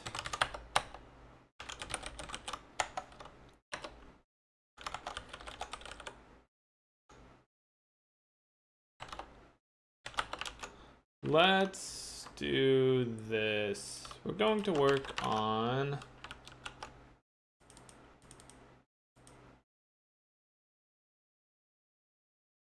probably have like an add light source and whatnot. Oh, I need scheduler. Class scheduler. Where's the world coming from? I think I need to say class world here as well.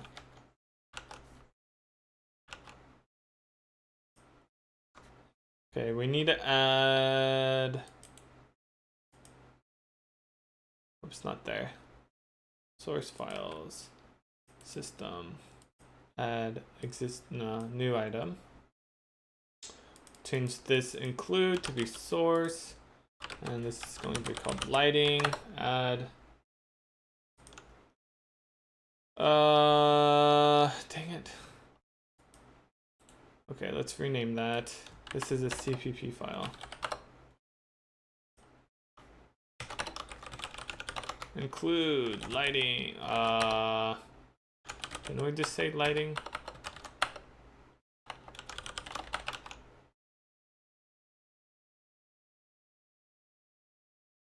Hey Jeremiah, I appreciate you stopping by and saying hi. Yeah, maybe one day we'll be able to take some time to play games here. I hope so. I don't know, but yeah, thanks for stopping by. Take care. Hey Summith, what's up? Using the create engine for dig? No, I'm actually making a new game engine. Engine.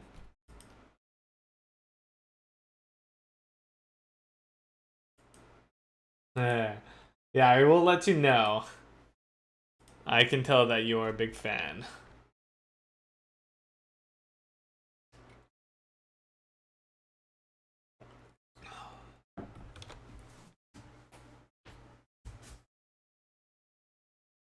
Okay, so let's for now we're going to say that we have this Lightning Explorer namespace, and that's where we're going to be implementing these.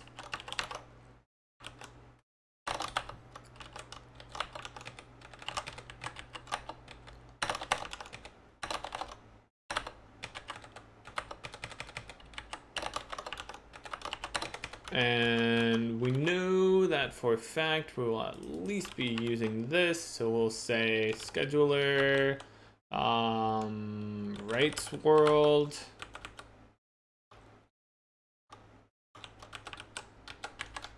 I think that's right. I need to include scheduler.hpp.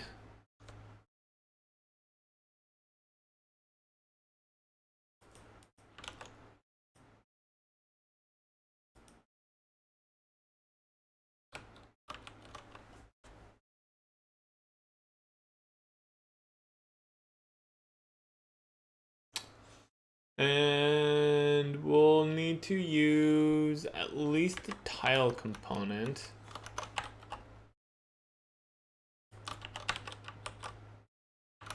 I don't think we need a write. It's only going to be read. Reads world. And then what we want to do right now is get... So we don't really have a player position. So that does make things a little awkward.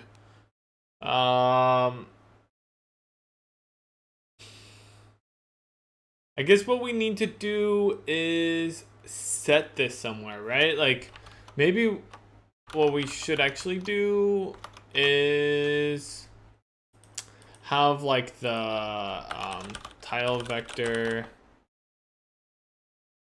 I don't know, origin, I guess. That's where it comes from. So we could just change this somewhere if we want to, you know, move it to be something else. So what we'll do is kind of go back to this. We need to get our... Where's it at? Excuse me. There's our maps.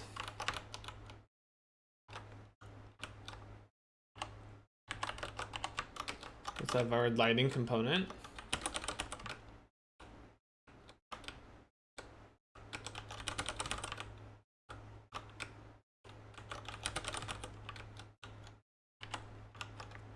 What's wrong with this? Why is this like not doing any colors for anything?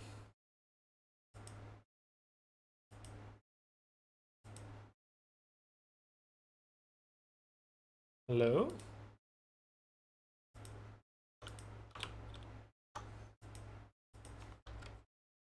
I think...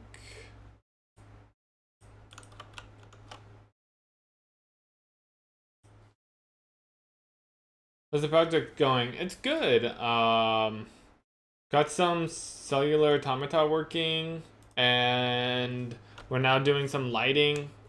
Hopefully that won't take too long, and then we'll move on to some particles. So yeah, just trying to like get the core game engine down, and yeah, we're making good progress.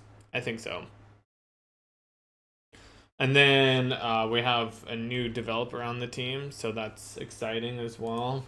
He's not really doing... I wonder if that was causing the problems. He's not really doing any... Oh, wait. Oh, it's confused about this. I see what's going on. Don't save. Because I've renamed it. I think that's what was happening. So he's not doing much on dig, but he was starting to do a little bit. Include seeds. We want that. We don't want this. So let's discard that. Like he has helped with making it compile on other platforms. Well, he's working on that right now. So that's cool.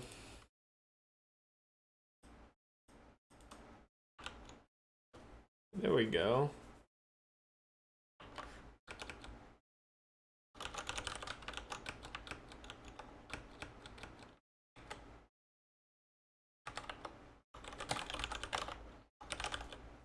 What if I should move tile system stuff?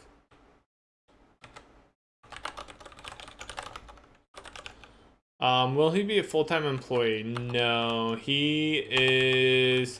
I announced him on a recent post. Basically, yeah, he's working full-time somewhere else.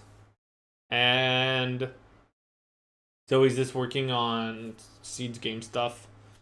Mostly Korea, part-time. In his free time, but yeah, he has a ton of game dev experience. Like he worked at Blizzard for many years, did like StarCraft 2 development and World of Warcraft, and He's worked at many other places since then. So yeah, he has a lot of experience. And he's also just like a very passionate developer. So yeah, I'm very excited to have him working with me, or me working with him.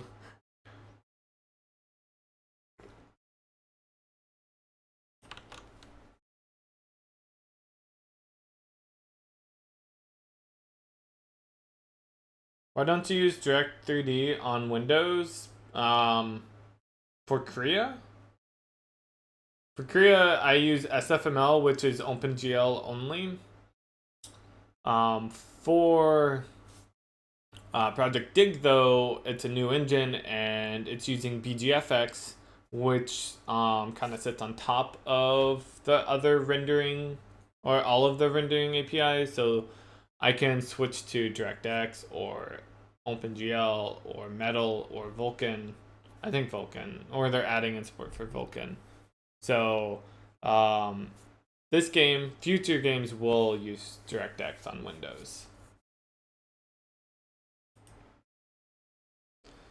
Okay, so what we need to do here is pretty much just iterate through all of the tiles, right? So we'll just say like for N32 Ti or index equals 0. Index is less than the lighting component.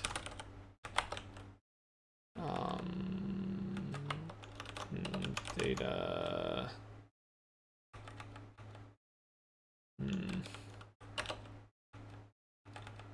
Tiles size.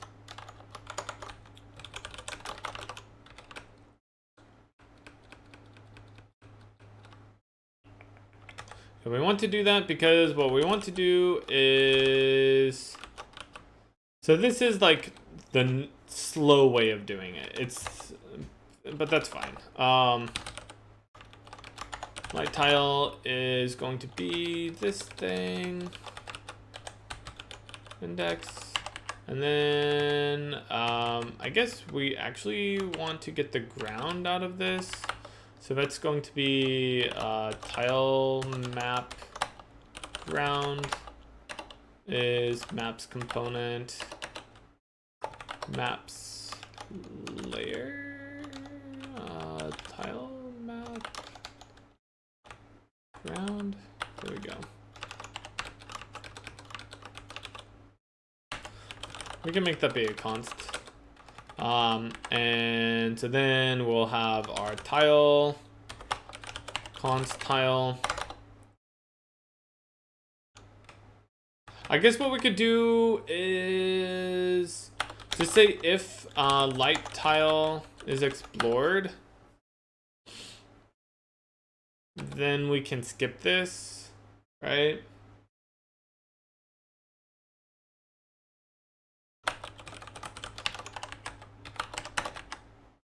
Otherwise, we'll get this data. And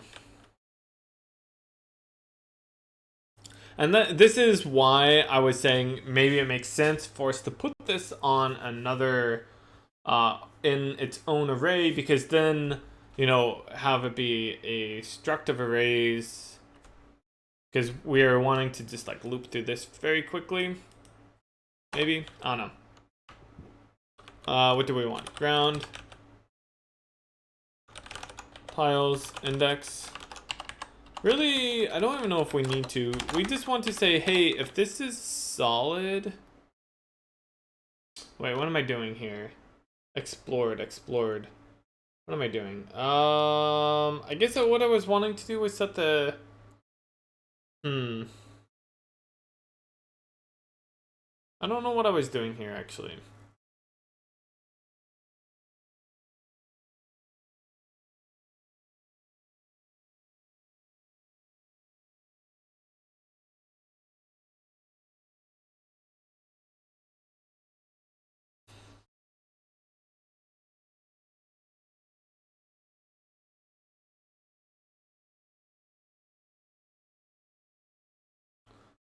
How long did it take me to get used to typing with my keyboard? I think like 2 to 3 weeks to get mostly up to speed. Maybe not that long. I don't remember. It was like 8 or 9 years ago now. But yeah, it was somewhere between a week to 3 weeks to get mostly up to speed. Like, maybe when I first moved over to it, it was like 50% typing speed.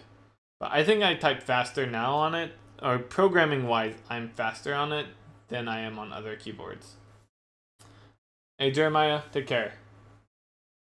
I'll see you later. Yeah, I like the delete, the home keys, the page up, page down. That, like, the thumb clusters are awesome. I really like them. Like, being able to like select a line like that is super nice for me. Or using arrow keys to jump around on stuff. It's pretty nice too. Like, holding control plus arrow keys is very natural on the keyboard. What keyboard do I have? Or use Vim. I mean, I tried Vim before I got this keyboard. I much prefer the keyboard and source tree than using Vim.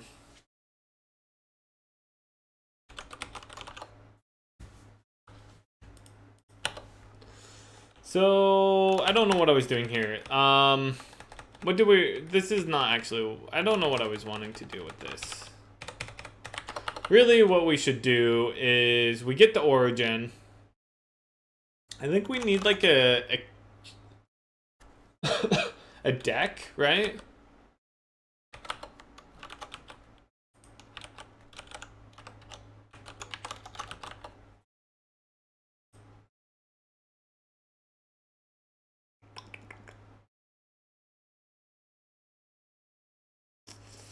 Basically a stack. Is there another option? Containers library. Do we want to stack? I guess maybe we could do that.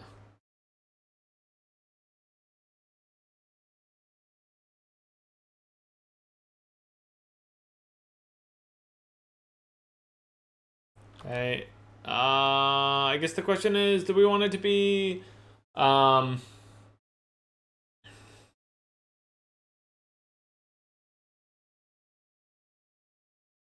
interesting, yeah. I'll probably delete this. I don't know what I want to do with that yet. It's not much of anything right now.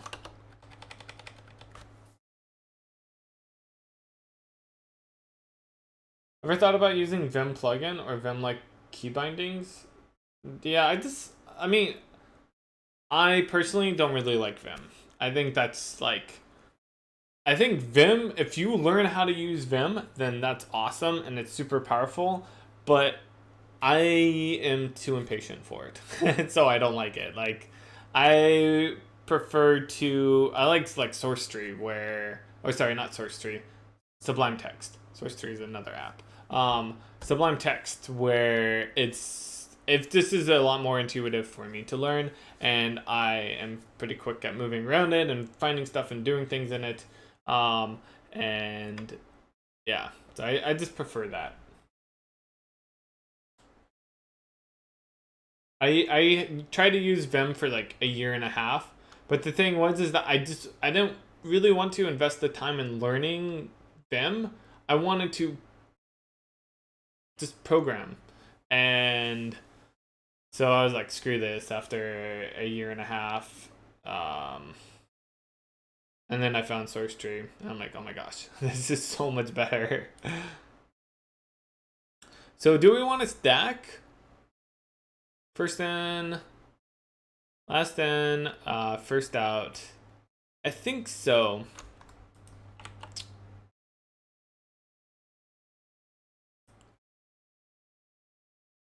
Do we want to queue?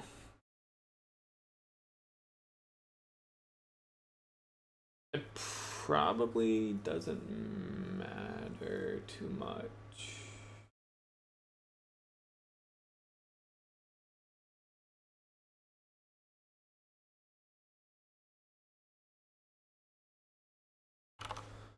Yeah, I'm guessing it probably doesn't really matter too much. We could do a stack. Yeah.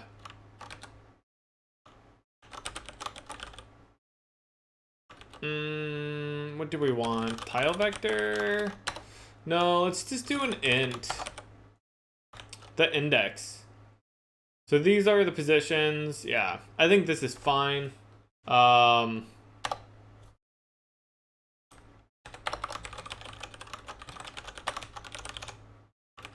Is stack a thing? Yeah.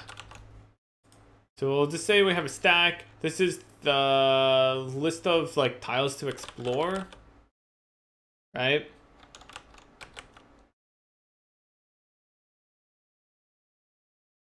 Explore stack. Maybe we will use a queue. Explore, and then we'll just call it explore queue.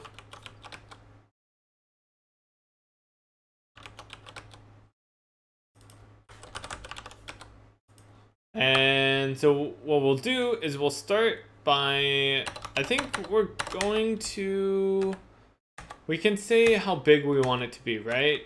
Or like resize it essentially. Or maybe we do that here, explore queue. Oh, they don't have a resize. Okay, I guess you can't do that. Yeah, I don't know if not resize, what's the, like setting the capacity of it? I guess it's not too big of a deal if we're just using an int. Yeah, that should be fine. Never mind, that's fine. So what we just want to do is get the position of our tile vector. So we have our origin lighting component. Origin, and I think we can get the hash. This is actually something I should probably.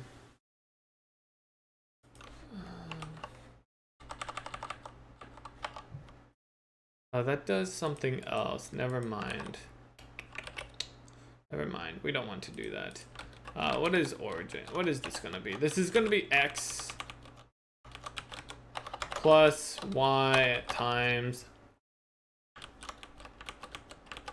the map, the data width. So that's our index, right? And so that's where we start. And then what we just want to do is say, hey, while we have the explore queue is not empty, we are going to keep exploring stuff, right? So we'll just push which tiles we need to explore. And pop whenever we explore it. So we'll do something like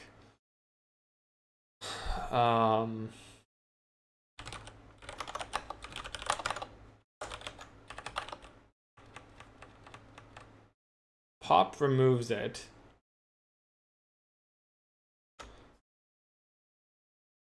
I'm a Python person, curious about C++ a lot.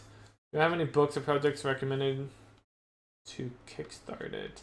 Yeah, I've typically recommended that ISO CPP. I have been told that that's like not the best source. That's the only source I really know. So you can look at that. It might help, but I would recommend just, as with pretty much anything that you're trying to learn about, try to pull from as many sources as you can. So I think that's an okay source. It's okay. It's not the best. It's okay. So I guess what we need to do is, so a queue is where we are. It's FIFO, so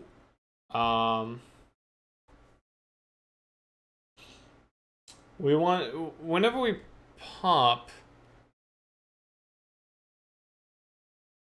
removes the first element, right? So we're removing whatever we're looking at. So it's the front. So we want to say front, and then explore queue, pop, and then the first thing we want to do is get the light information for that, which can be this right here. And we actually want this, where if we've already explored it, then hey, you know what? We don't need to do anything else with it. Just skip to the next thing. Remove it from our queue. And then what we need to do is look at all the neighbors, right? We want to include the diagonal neighbors.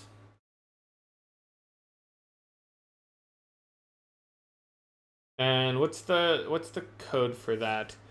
For a single neighbor, what we would do is we want to get the index. We need to make sure that's a valid position, which is pretty annoying. I guess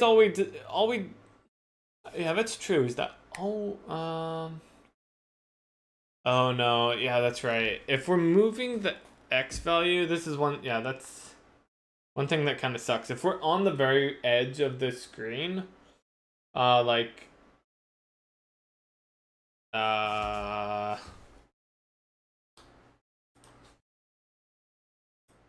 let's say that this is our entire map and we are trying to get the, information for this specific tile.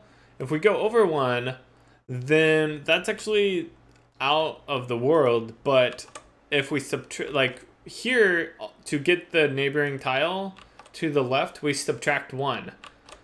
If we're here and we subtract 1 to get the left neighbor, instead of getting the left neighbor, we're going to get this one up here, because this is just an array going from left to right, and then it wraps around left to right, and so on.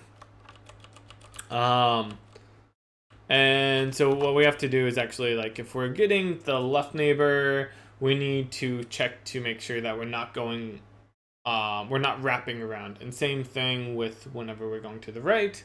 For vertical neighbors, we only have to look to see if we're within the bounds of the all of the tiles. So we're not going above the top of the world or below the bottom. And that's the one thing that sucks about having this be a like flat array.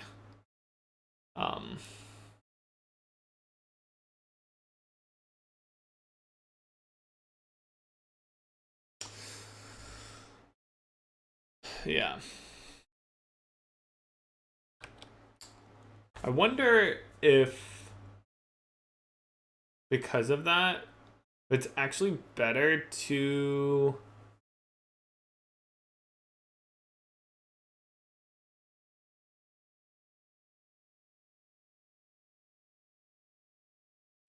have these two be completely separate. Like have a tile vector here or something. I don't know.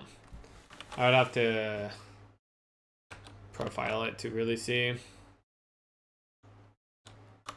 But anyways, so let's say that we want to get the neighbor above. What we would do for that is we'd take the index.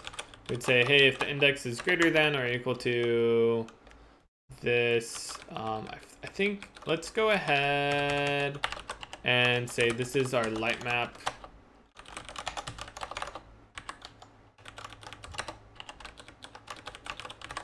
So that way I don't have to do that for all of these. Light map width. So if we're above that, then what we'll do is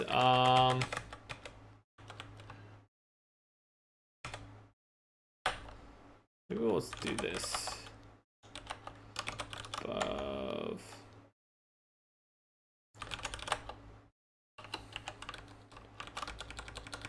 Top index is index minus the light map width. X is greater than or equal to 0. And we'll also say that the light map dot tiles top index is not explored. If it's already explored, then we don't want to add it to our queue.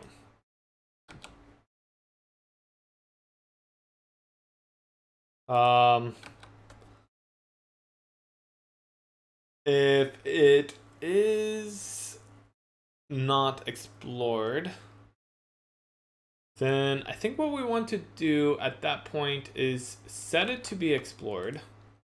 This is one thing that kind of sucks, is that we then to get that we set that it's explored, and then we at that point say if the ground, oh wait, that's right, it's in tiles. No, yeah, I guess technically this is how I want to do it, is say ground, and then we have the tile position. Okay, that does make it a little harder. Ground, tiles, index.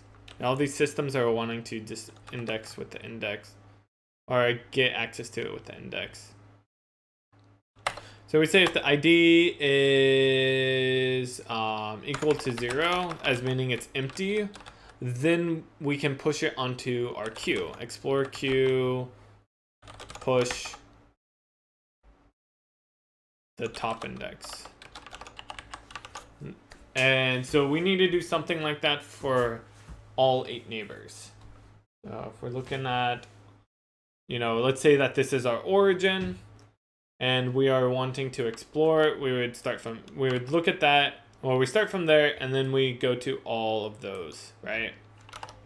I guess one thing we should probably do is we get this origin index.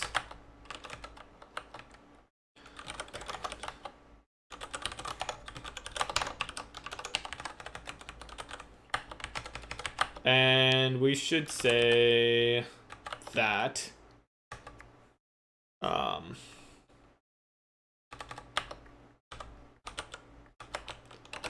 it is explored.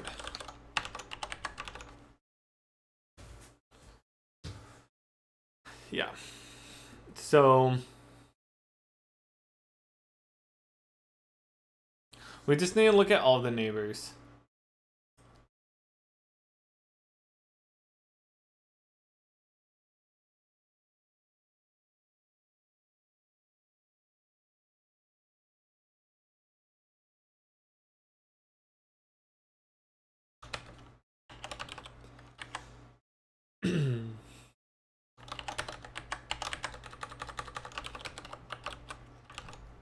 Yeah, this stuff is kind of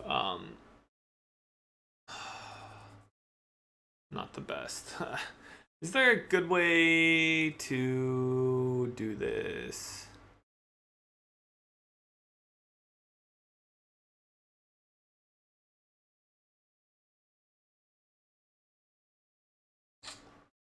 Problem, like, I know that we could refactor it, but it would require more work.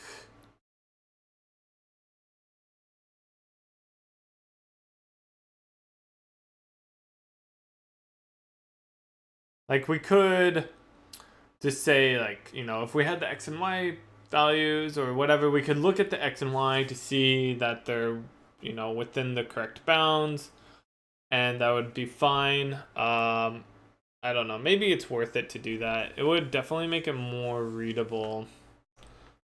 Just like... I guess we have the explore queue. I don't know. Is this really worth it?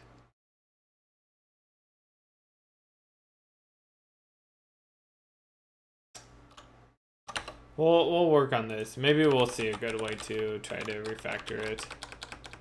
So like in this case, we add it, and so we just need to say, hey, this needs to be less than light map tile size. This is the bottom index.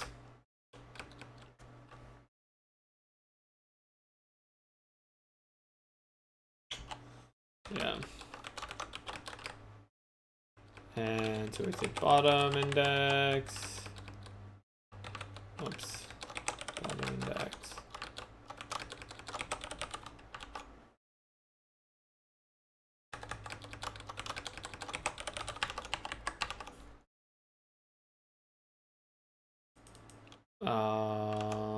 Yep, that's, oh, whoops, I messed this up.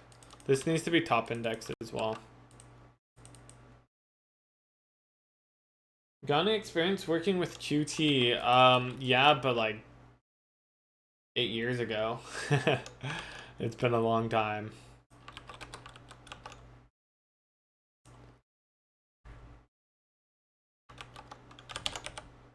So we could say, oh, this is the left, which is subtract 1. Whoops, subtract 1.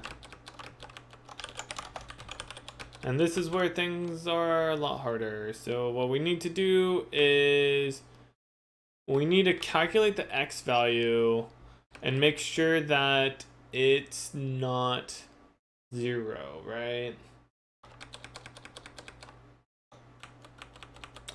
Which is to actually say if the index mod the light map size, light map tile size is equal to 0.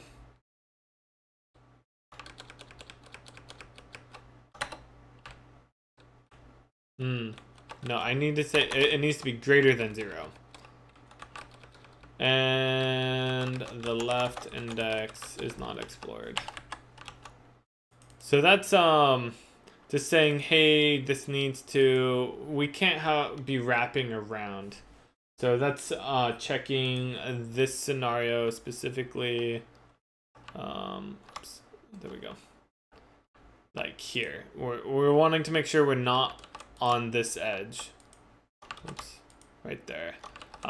We need to be over.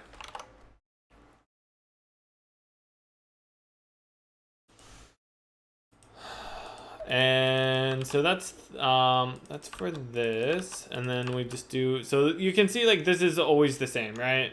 We say, hey, make it be explored, check to see if the neighbor or if it's open, and if it is, then expand, explore that tile as well. So it's very very similar. Here we add one. And so for this, what we want to do is say that, what's the best way to do that?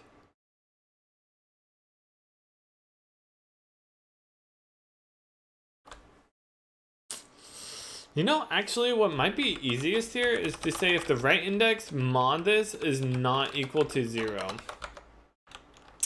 Right? Because that means that we added 1. So that's just saying like, hey, if we ended up wrapping around here, if we add 1 to it and we end up on this side, then that means that, this is bad.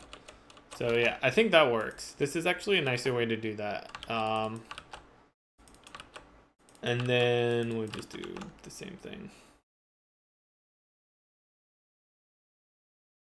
Right, and so that's the 4 immediate neighbors, which would be these here. And then if we want to do the others, the corners, we can.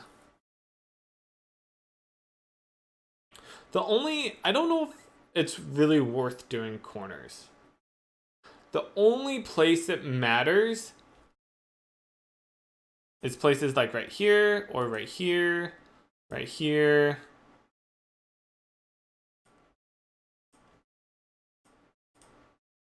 Stuff like that. So these those are the only places that matters.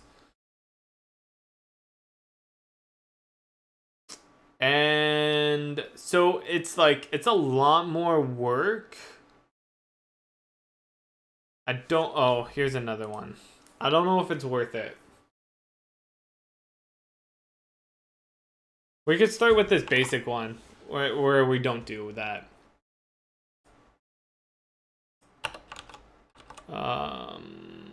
Actually, I'm pretty sure we're going to want to have this somewhere else. Yeah, we'll leave it. So this should be able to explore it all out and fill it in.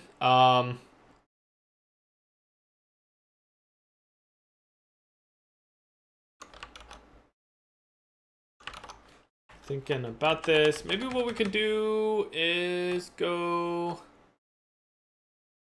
add in a new namespace, which is lighting, and then we'll just have a draw function in here, void draw, which takes some things, you know, the things, this things, and then we will go to let's use the automata rendering drawing. Let's copy this over. Yes. Namespace lighting draw. So we don't want an automata map. What we want is our light map.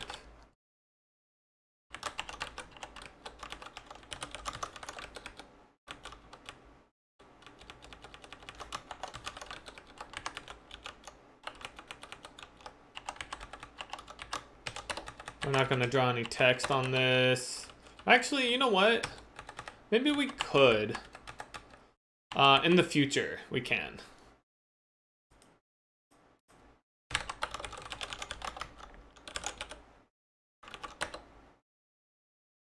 Where's the text at?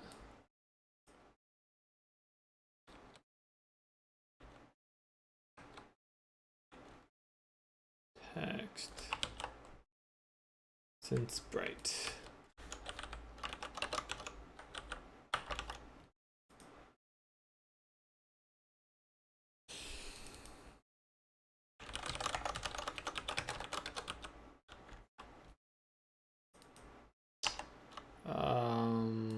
We don't have a change thing happening right now. Just comment that out.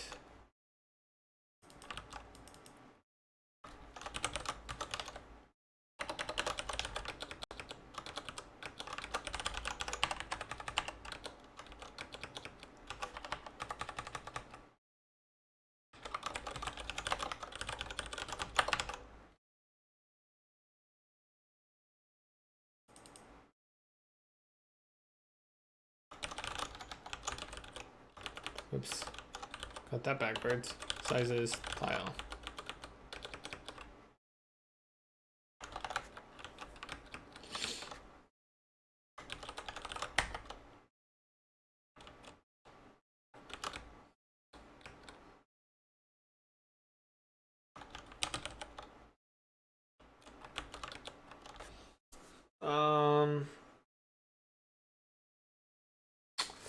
I think what I'll do right now is just say color 0, 0, 0, 128. I think that should be fine. To draw a rectangle shape. Oh, right. I forgot about that. Okay, maybe for right now we'll just say 255.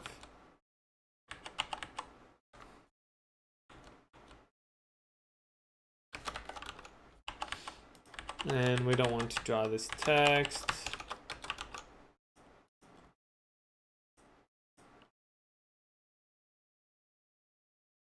So this will just go through all of, we'll call them tiles, viewport. It's all of the tiles on the screen, the light tiles. We are drawing, I guess, yeah, we only want to do this if the cell is not explored, I think. Whoops.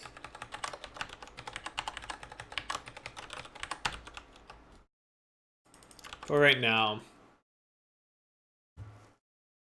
maybe we'll change that. I don't know, we'll play around with things.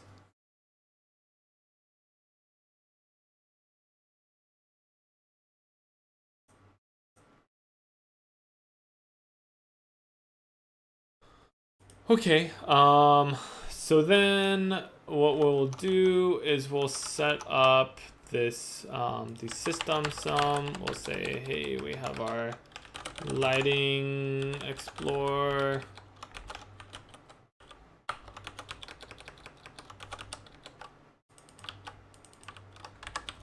We'll say it's running every single frame. And then we need to set that up. And here, right now, this is kind of just a mess. Lighting component.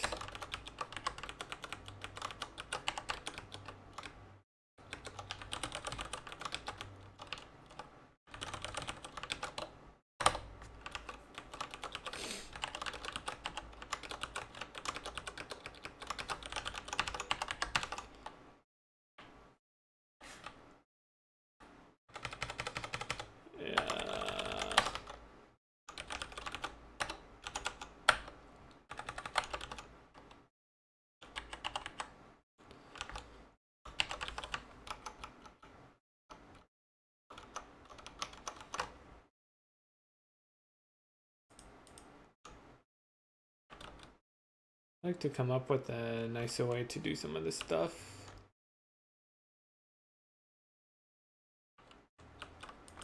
For sure.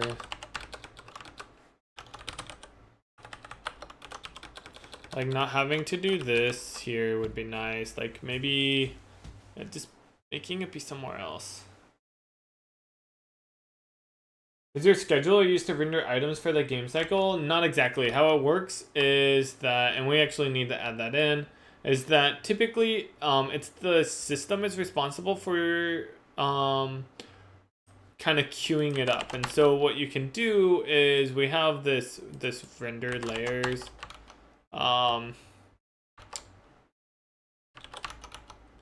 So we can say, and this is something I need to figure out a little bit better.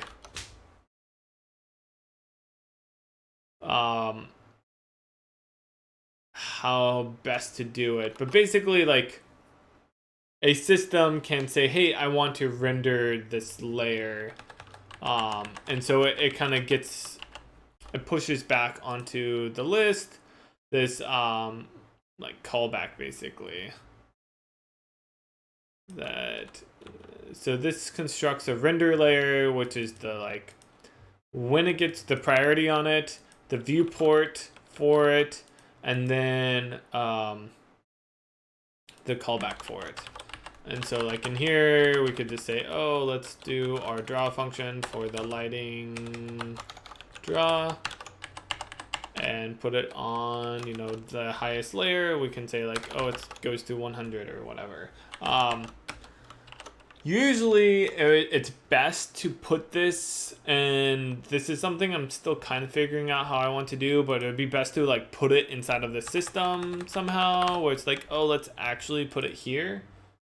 But that means that we need to be getting access to that component, because our renders layer is just a world component. And so how it works is that we kind of allow a bunch of things to be writing to this, you know, adding their own render layer. And then the render system at the end of the frame just says, hey, let's get the render layers component and iterate through all of the the layers that have been queued up. And so, yeah, like the thing about that is I have to be careful when we are getting access to these various components, since we would want to be writing to that component.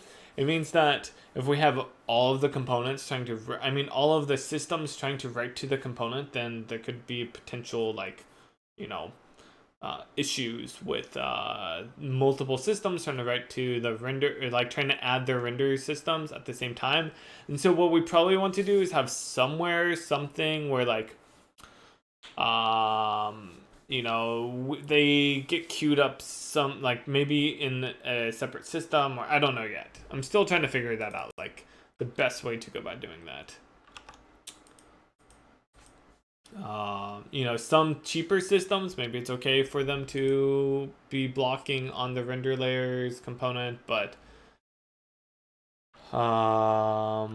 Need to be careful about it. So with this, I think, one thing we did forget to do is I'm actually going to try to close this off into a box with our map tiles. And then I'd also like to,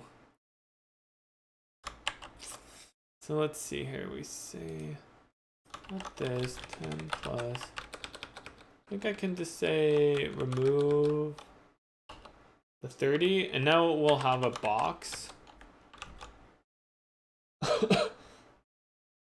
Maybe one other thing I could do, say 20, 30,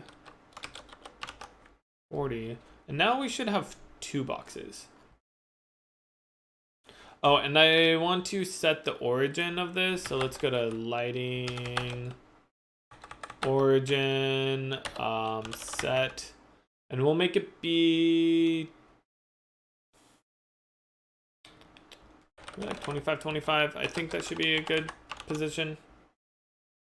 Let's see if this compiles. Compile.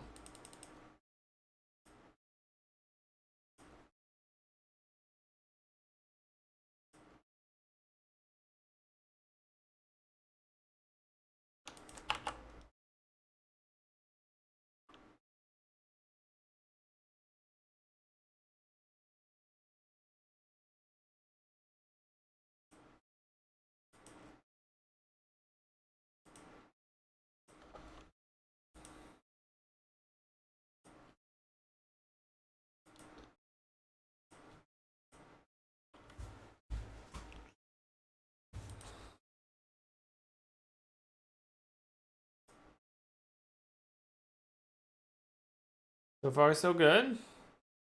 Hasn't actually rendered our lighting file yet, though. If anyone has any questions, you're more than welcome to ask. So all we've done so far is just made it so it can explore. Not much.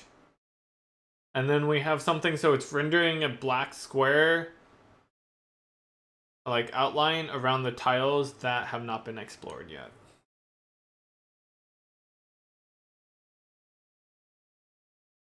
So very, very, very, very basic.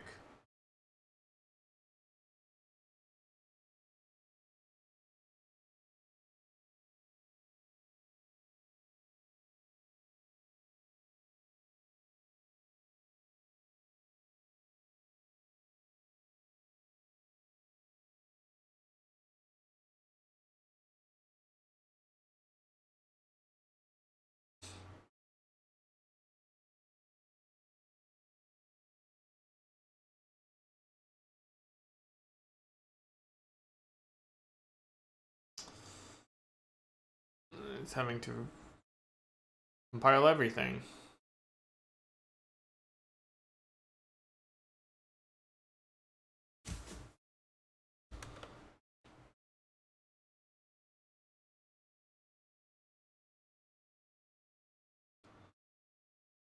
What's with the green underlines?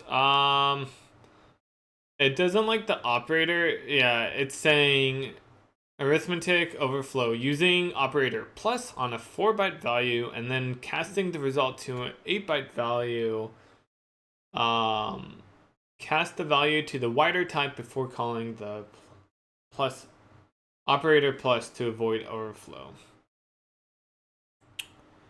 I think it's because this is an int32 and I don't know. I think it's like, I think by default this 27 and 24 is, yeah, it's an int. So it's 64, it's int 64. So it's dumb. This is annoying. I don't know. It's like, hey, this is a 64-bit number and you're trying to add it to a 32-bit number. There could be an overflow.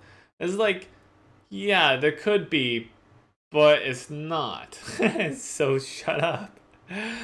Leave me alone. I know what I'm doing. We're not going to have an overflow. Same with this. saying, oh, you could have an overflow here. Can you not control syntax checks? You can. And I probably, like, the thing is, like, sometimes that's nice, but like 95% of the time I just don't care. So it kind of sucks that, like, I have to turn it all off in order to not have it bug me. I don't know. Maybe that's probably just the best thing to do. You're right. It's like I can turn that check off. Dang, where did it fail?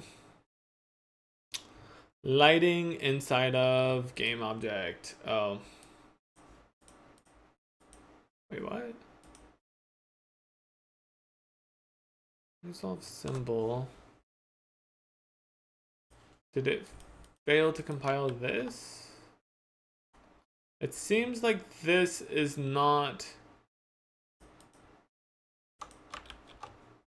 part of this. I think it got messed up because, like, okay, we'll do this. We'll remove it and then we'll add it. It seems like it doesn't want to compile it for some reason. I don't know what's up with that. Source, seed, system, lighting. Okay, now that's working. I think it's because, like, I had renamed it or something.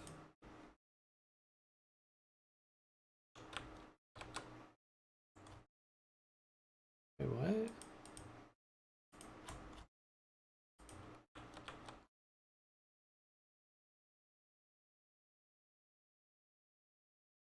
Oh, I see. We're missing that.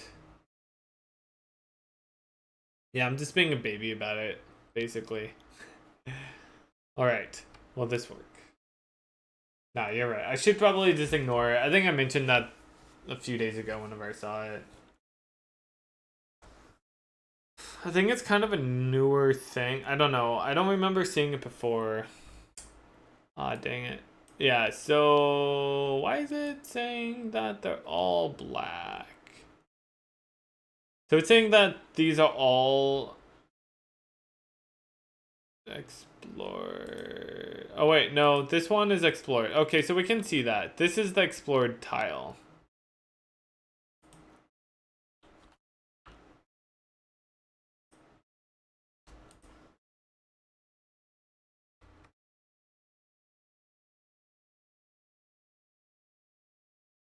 Oh, whoops. Ha ha ha ha ha. I see. That's a fail. So we don't want that check, right? Yeah, because we don't need that check because we check it here. We will only add things that are not explored. So we don't need to have the check in there, which actually means that we don't even need to look at the tile itself. We only need to look at the neighbors.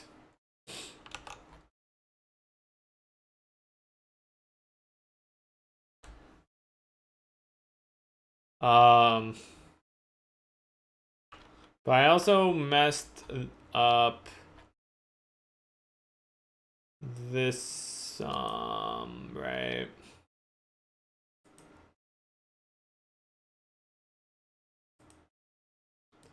Ten plus I times.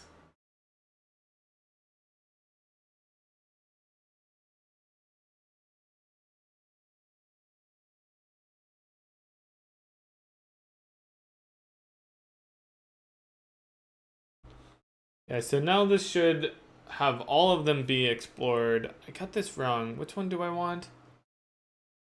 I plus 30, 10.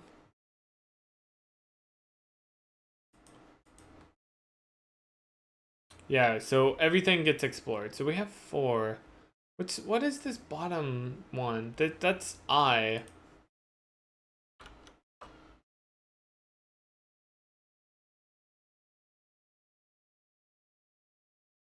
We don't have it be multiplied by the width. Okay, yeah, that's the problem. Right. Yeah, we don't multiply I times the width. Yes.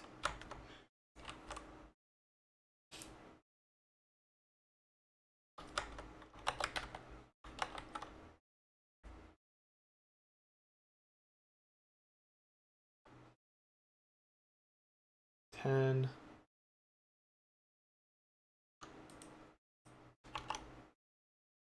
What's this one again?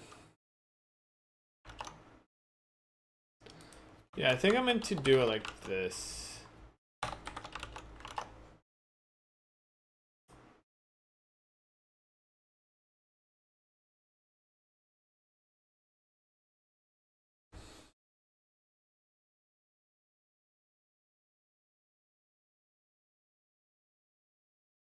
There we go. Yep. So we can see the tile. So if I destroy this, oh, it doesn't get updated. Oh, it's because we need to add it to the queue, right? Okay, yeah. So that's a good point. So we can see all of those that gets explored, but then it doesn't get updated. So that's the next step, and that's actually really easy to do. All we need to do is go over to here, and we actually do this for the automata, right?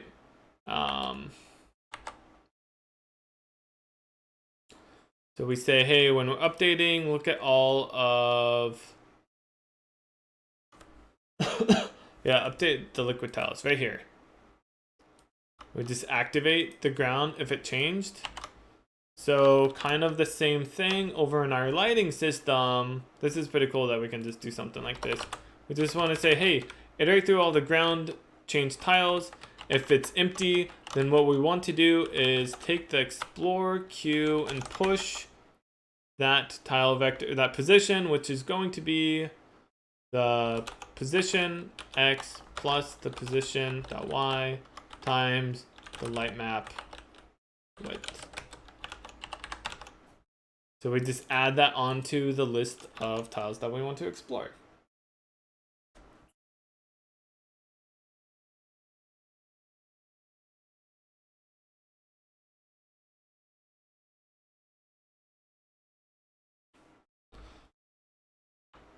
So I don't know why it does this. This is something I should probably fix, but that's actually a stone. See, like it's a stone. And then we remove it. Bam. Now we can see stuff. So if we like put a little like block over there, you know, open it up. That's pretty cool. So that's the flood fill working. So we explore the entire map. We can see if we go back, we can see the corners are not being properly checked. So like this corner, these corners over here. I don't know how big of a deal that really is. It might, like, in the end, it might be fine. You know, with the blending and everything, it might be perfectly fine.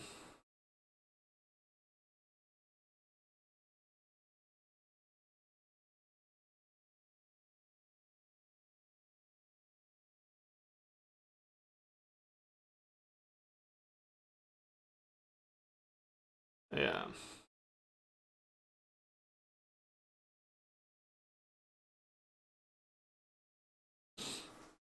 But that's cool. So that's just like is letting us know where we want to be looking.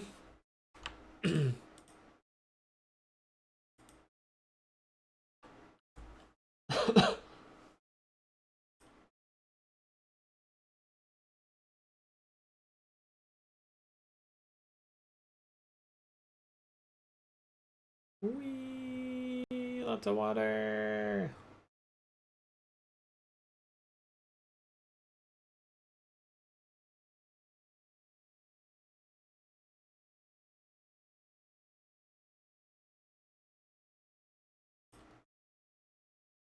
Pretty cool. Yeah, that's our water simulation working.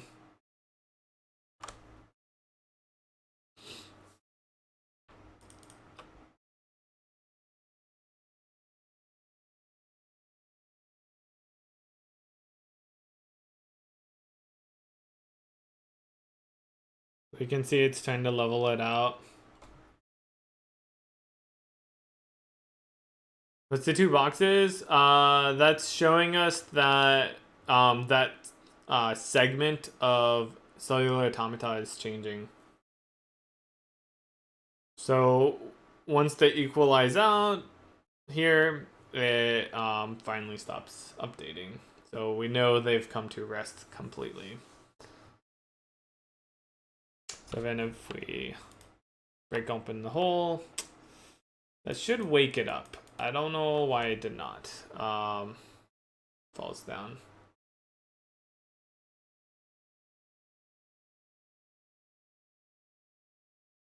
Yeah, lonely little water.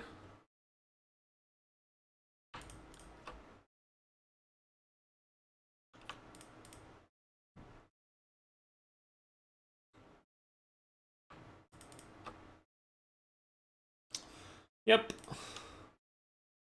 So that's cool.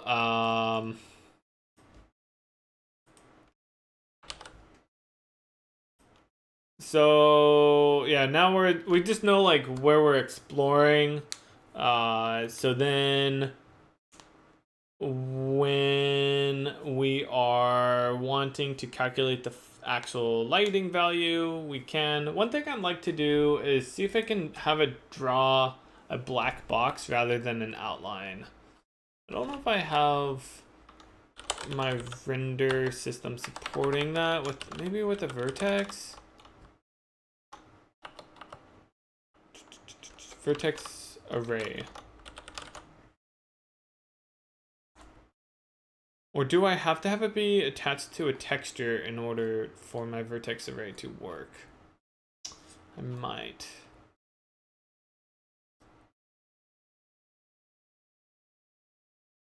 It'd be kind of nice to be able to... Or maybe this is what I should do, is have it so like the rectangle shape can have a fill color. Maybe that's what I should do. Or something like that.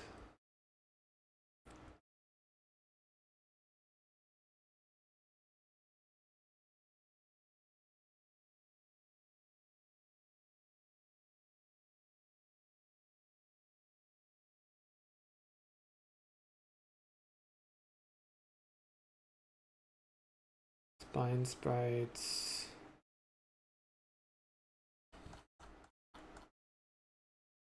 Shapes. Where's vertex? That's text. Where's the vertex arrays?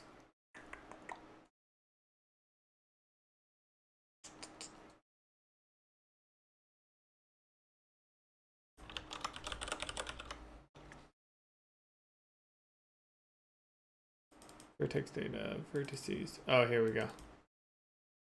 It's right there.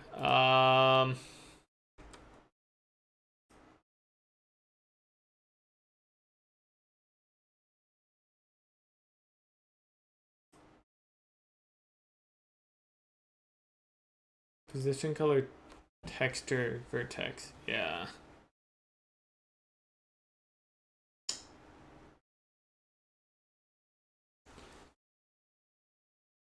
I only got lines rendering right now, right? With the shapes.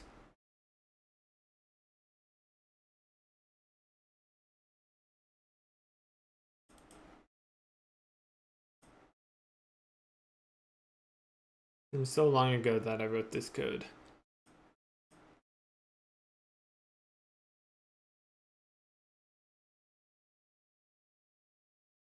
I actually don't know how to have it fill.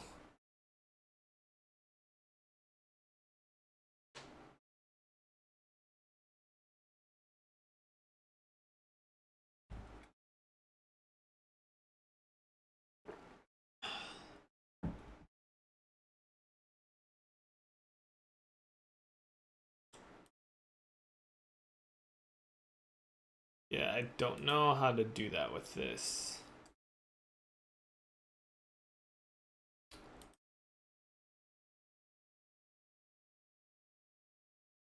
I'm thinking...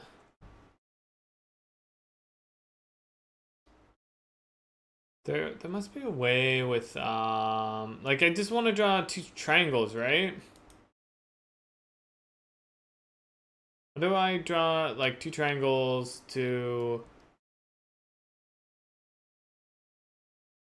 I mean, that's what this is. Two triangles. I have a line shape, right? Yeah, line shape. What does that do?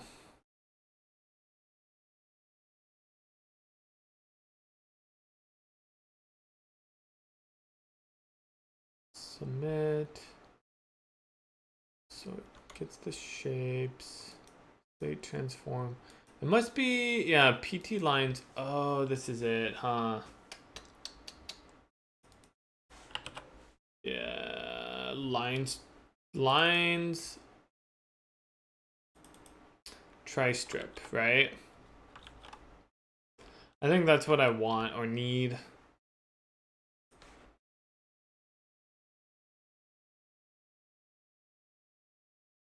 Dang. So that's, what's the best way to do that?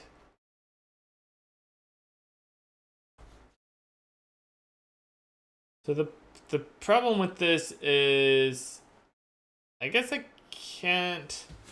Okay, so here's actually, let's just try this for right now. PT line or tri-strip, right? Is that going to work or is that going to screw up everything?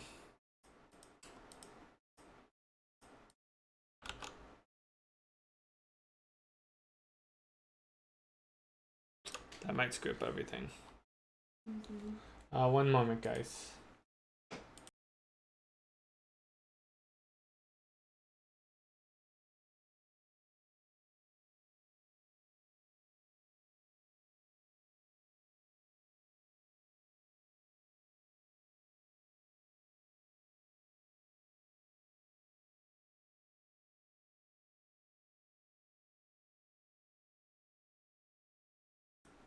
Okay, I'm back. I'm gonna have to take off here in a few.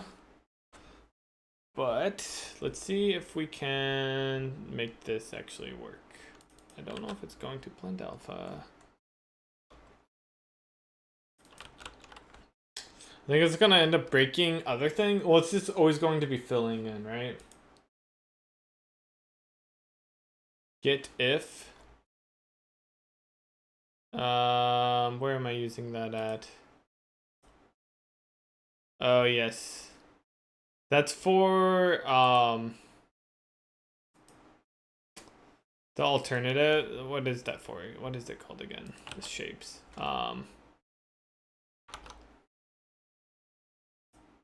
Shapes is a drawable shape, which is a STD variant.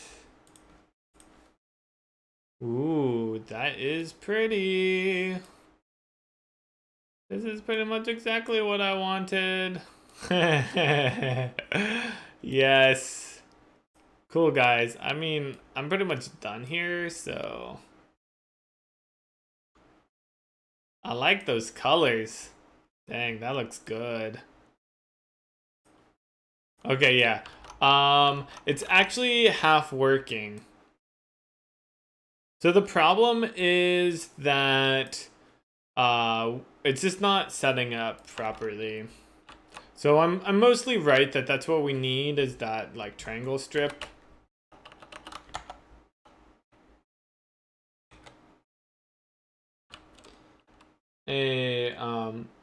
Buddha eyes, welcome.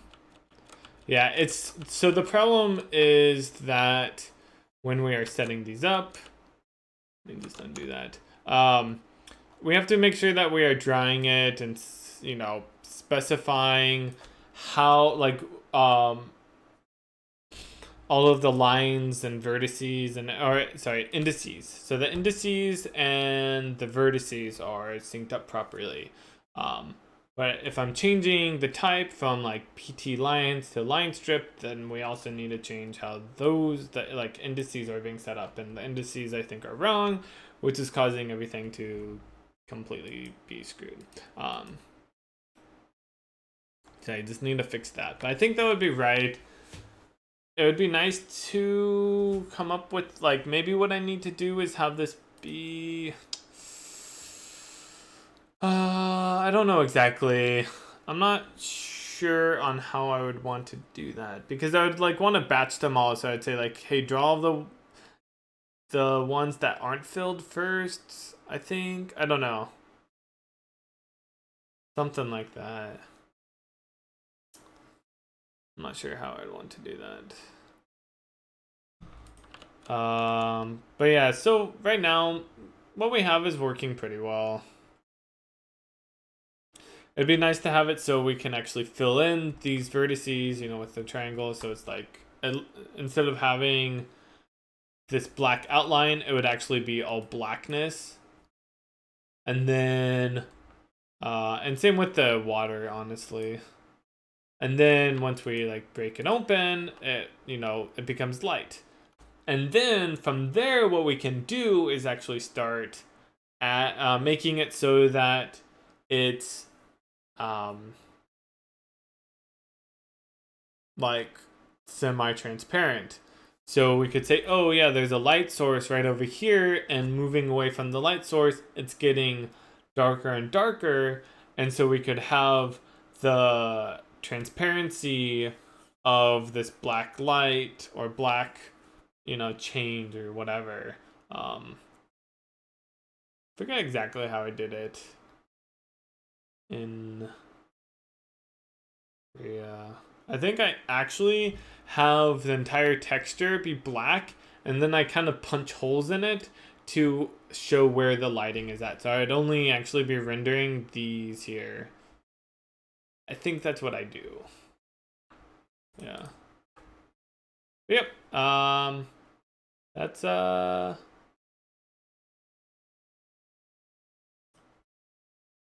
that is what's next on our plate, but I actually need to get going. I need to help out with my daughter's bedtime for one of them, and so I need to like get her ready for bedtime and everything. So yeah, thank you guys for joining. I appreciate it. I'll be back tomorrow, probably around 10. Hopefully, yeah, I think so. Like 10 a.m. Pacific time, and we'll just keep working on this lighting, and yeah, hopefully make some more progress. Hopefully more than we did today. But yeah, thank you guys. I hope you all have a good rest of your day, and I'll see you around. Take care.